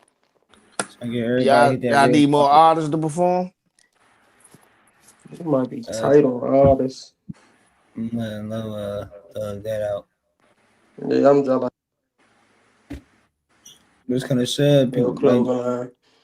soundtrack. Yeah, A5, I'm gonna call you tomorrow, my man. My my man want I want to talk some other shit with you. All My right, other bet. DJ man, he called me tonight. Well, y'all know y'all already know how we get busy. We always got the sites from after dark. What the fuck I I'm can't? in this strings. Y'all know we still be on here chopping it up. Appreciate everybody for rocking with us each and every Tuesday, man. The chat always come through. The panelists always come through. I always bring y'all beautiful special guests. You know, we got politicians, rappers, all type of people. You never know who's gonna be on the sites from.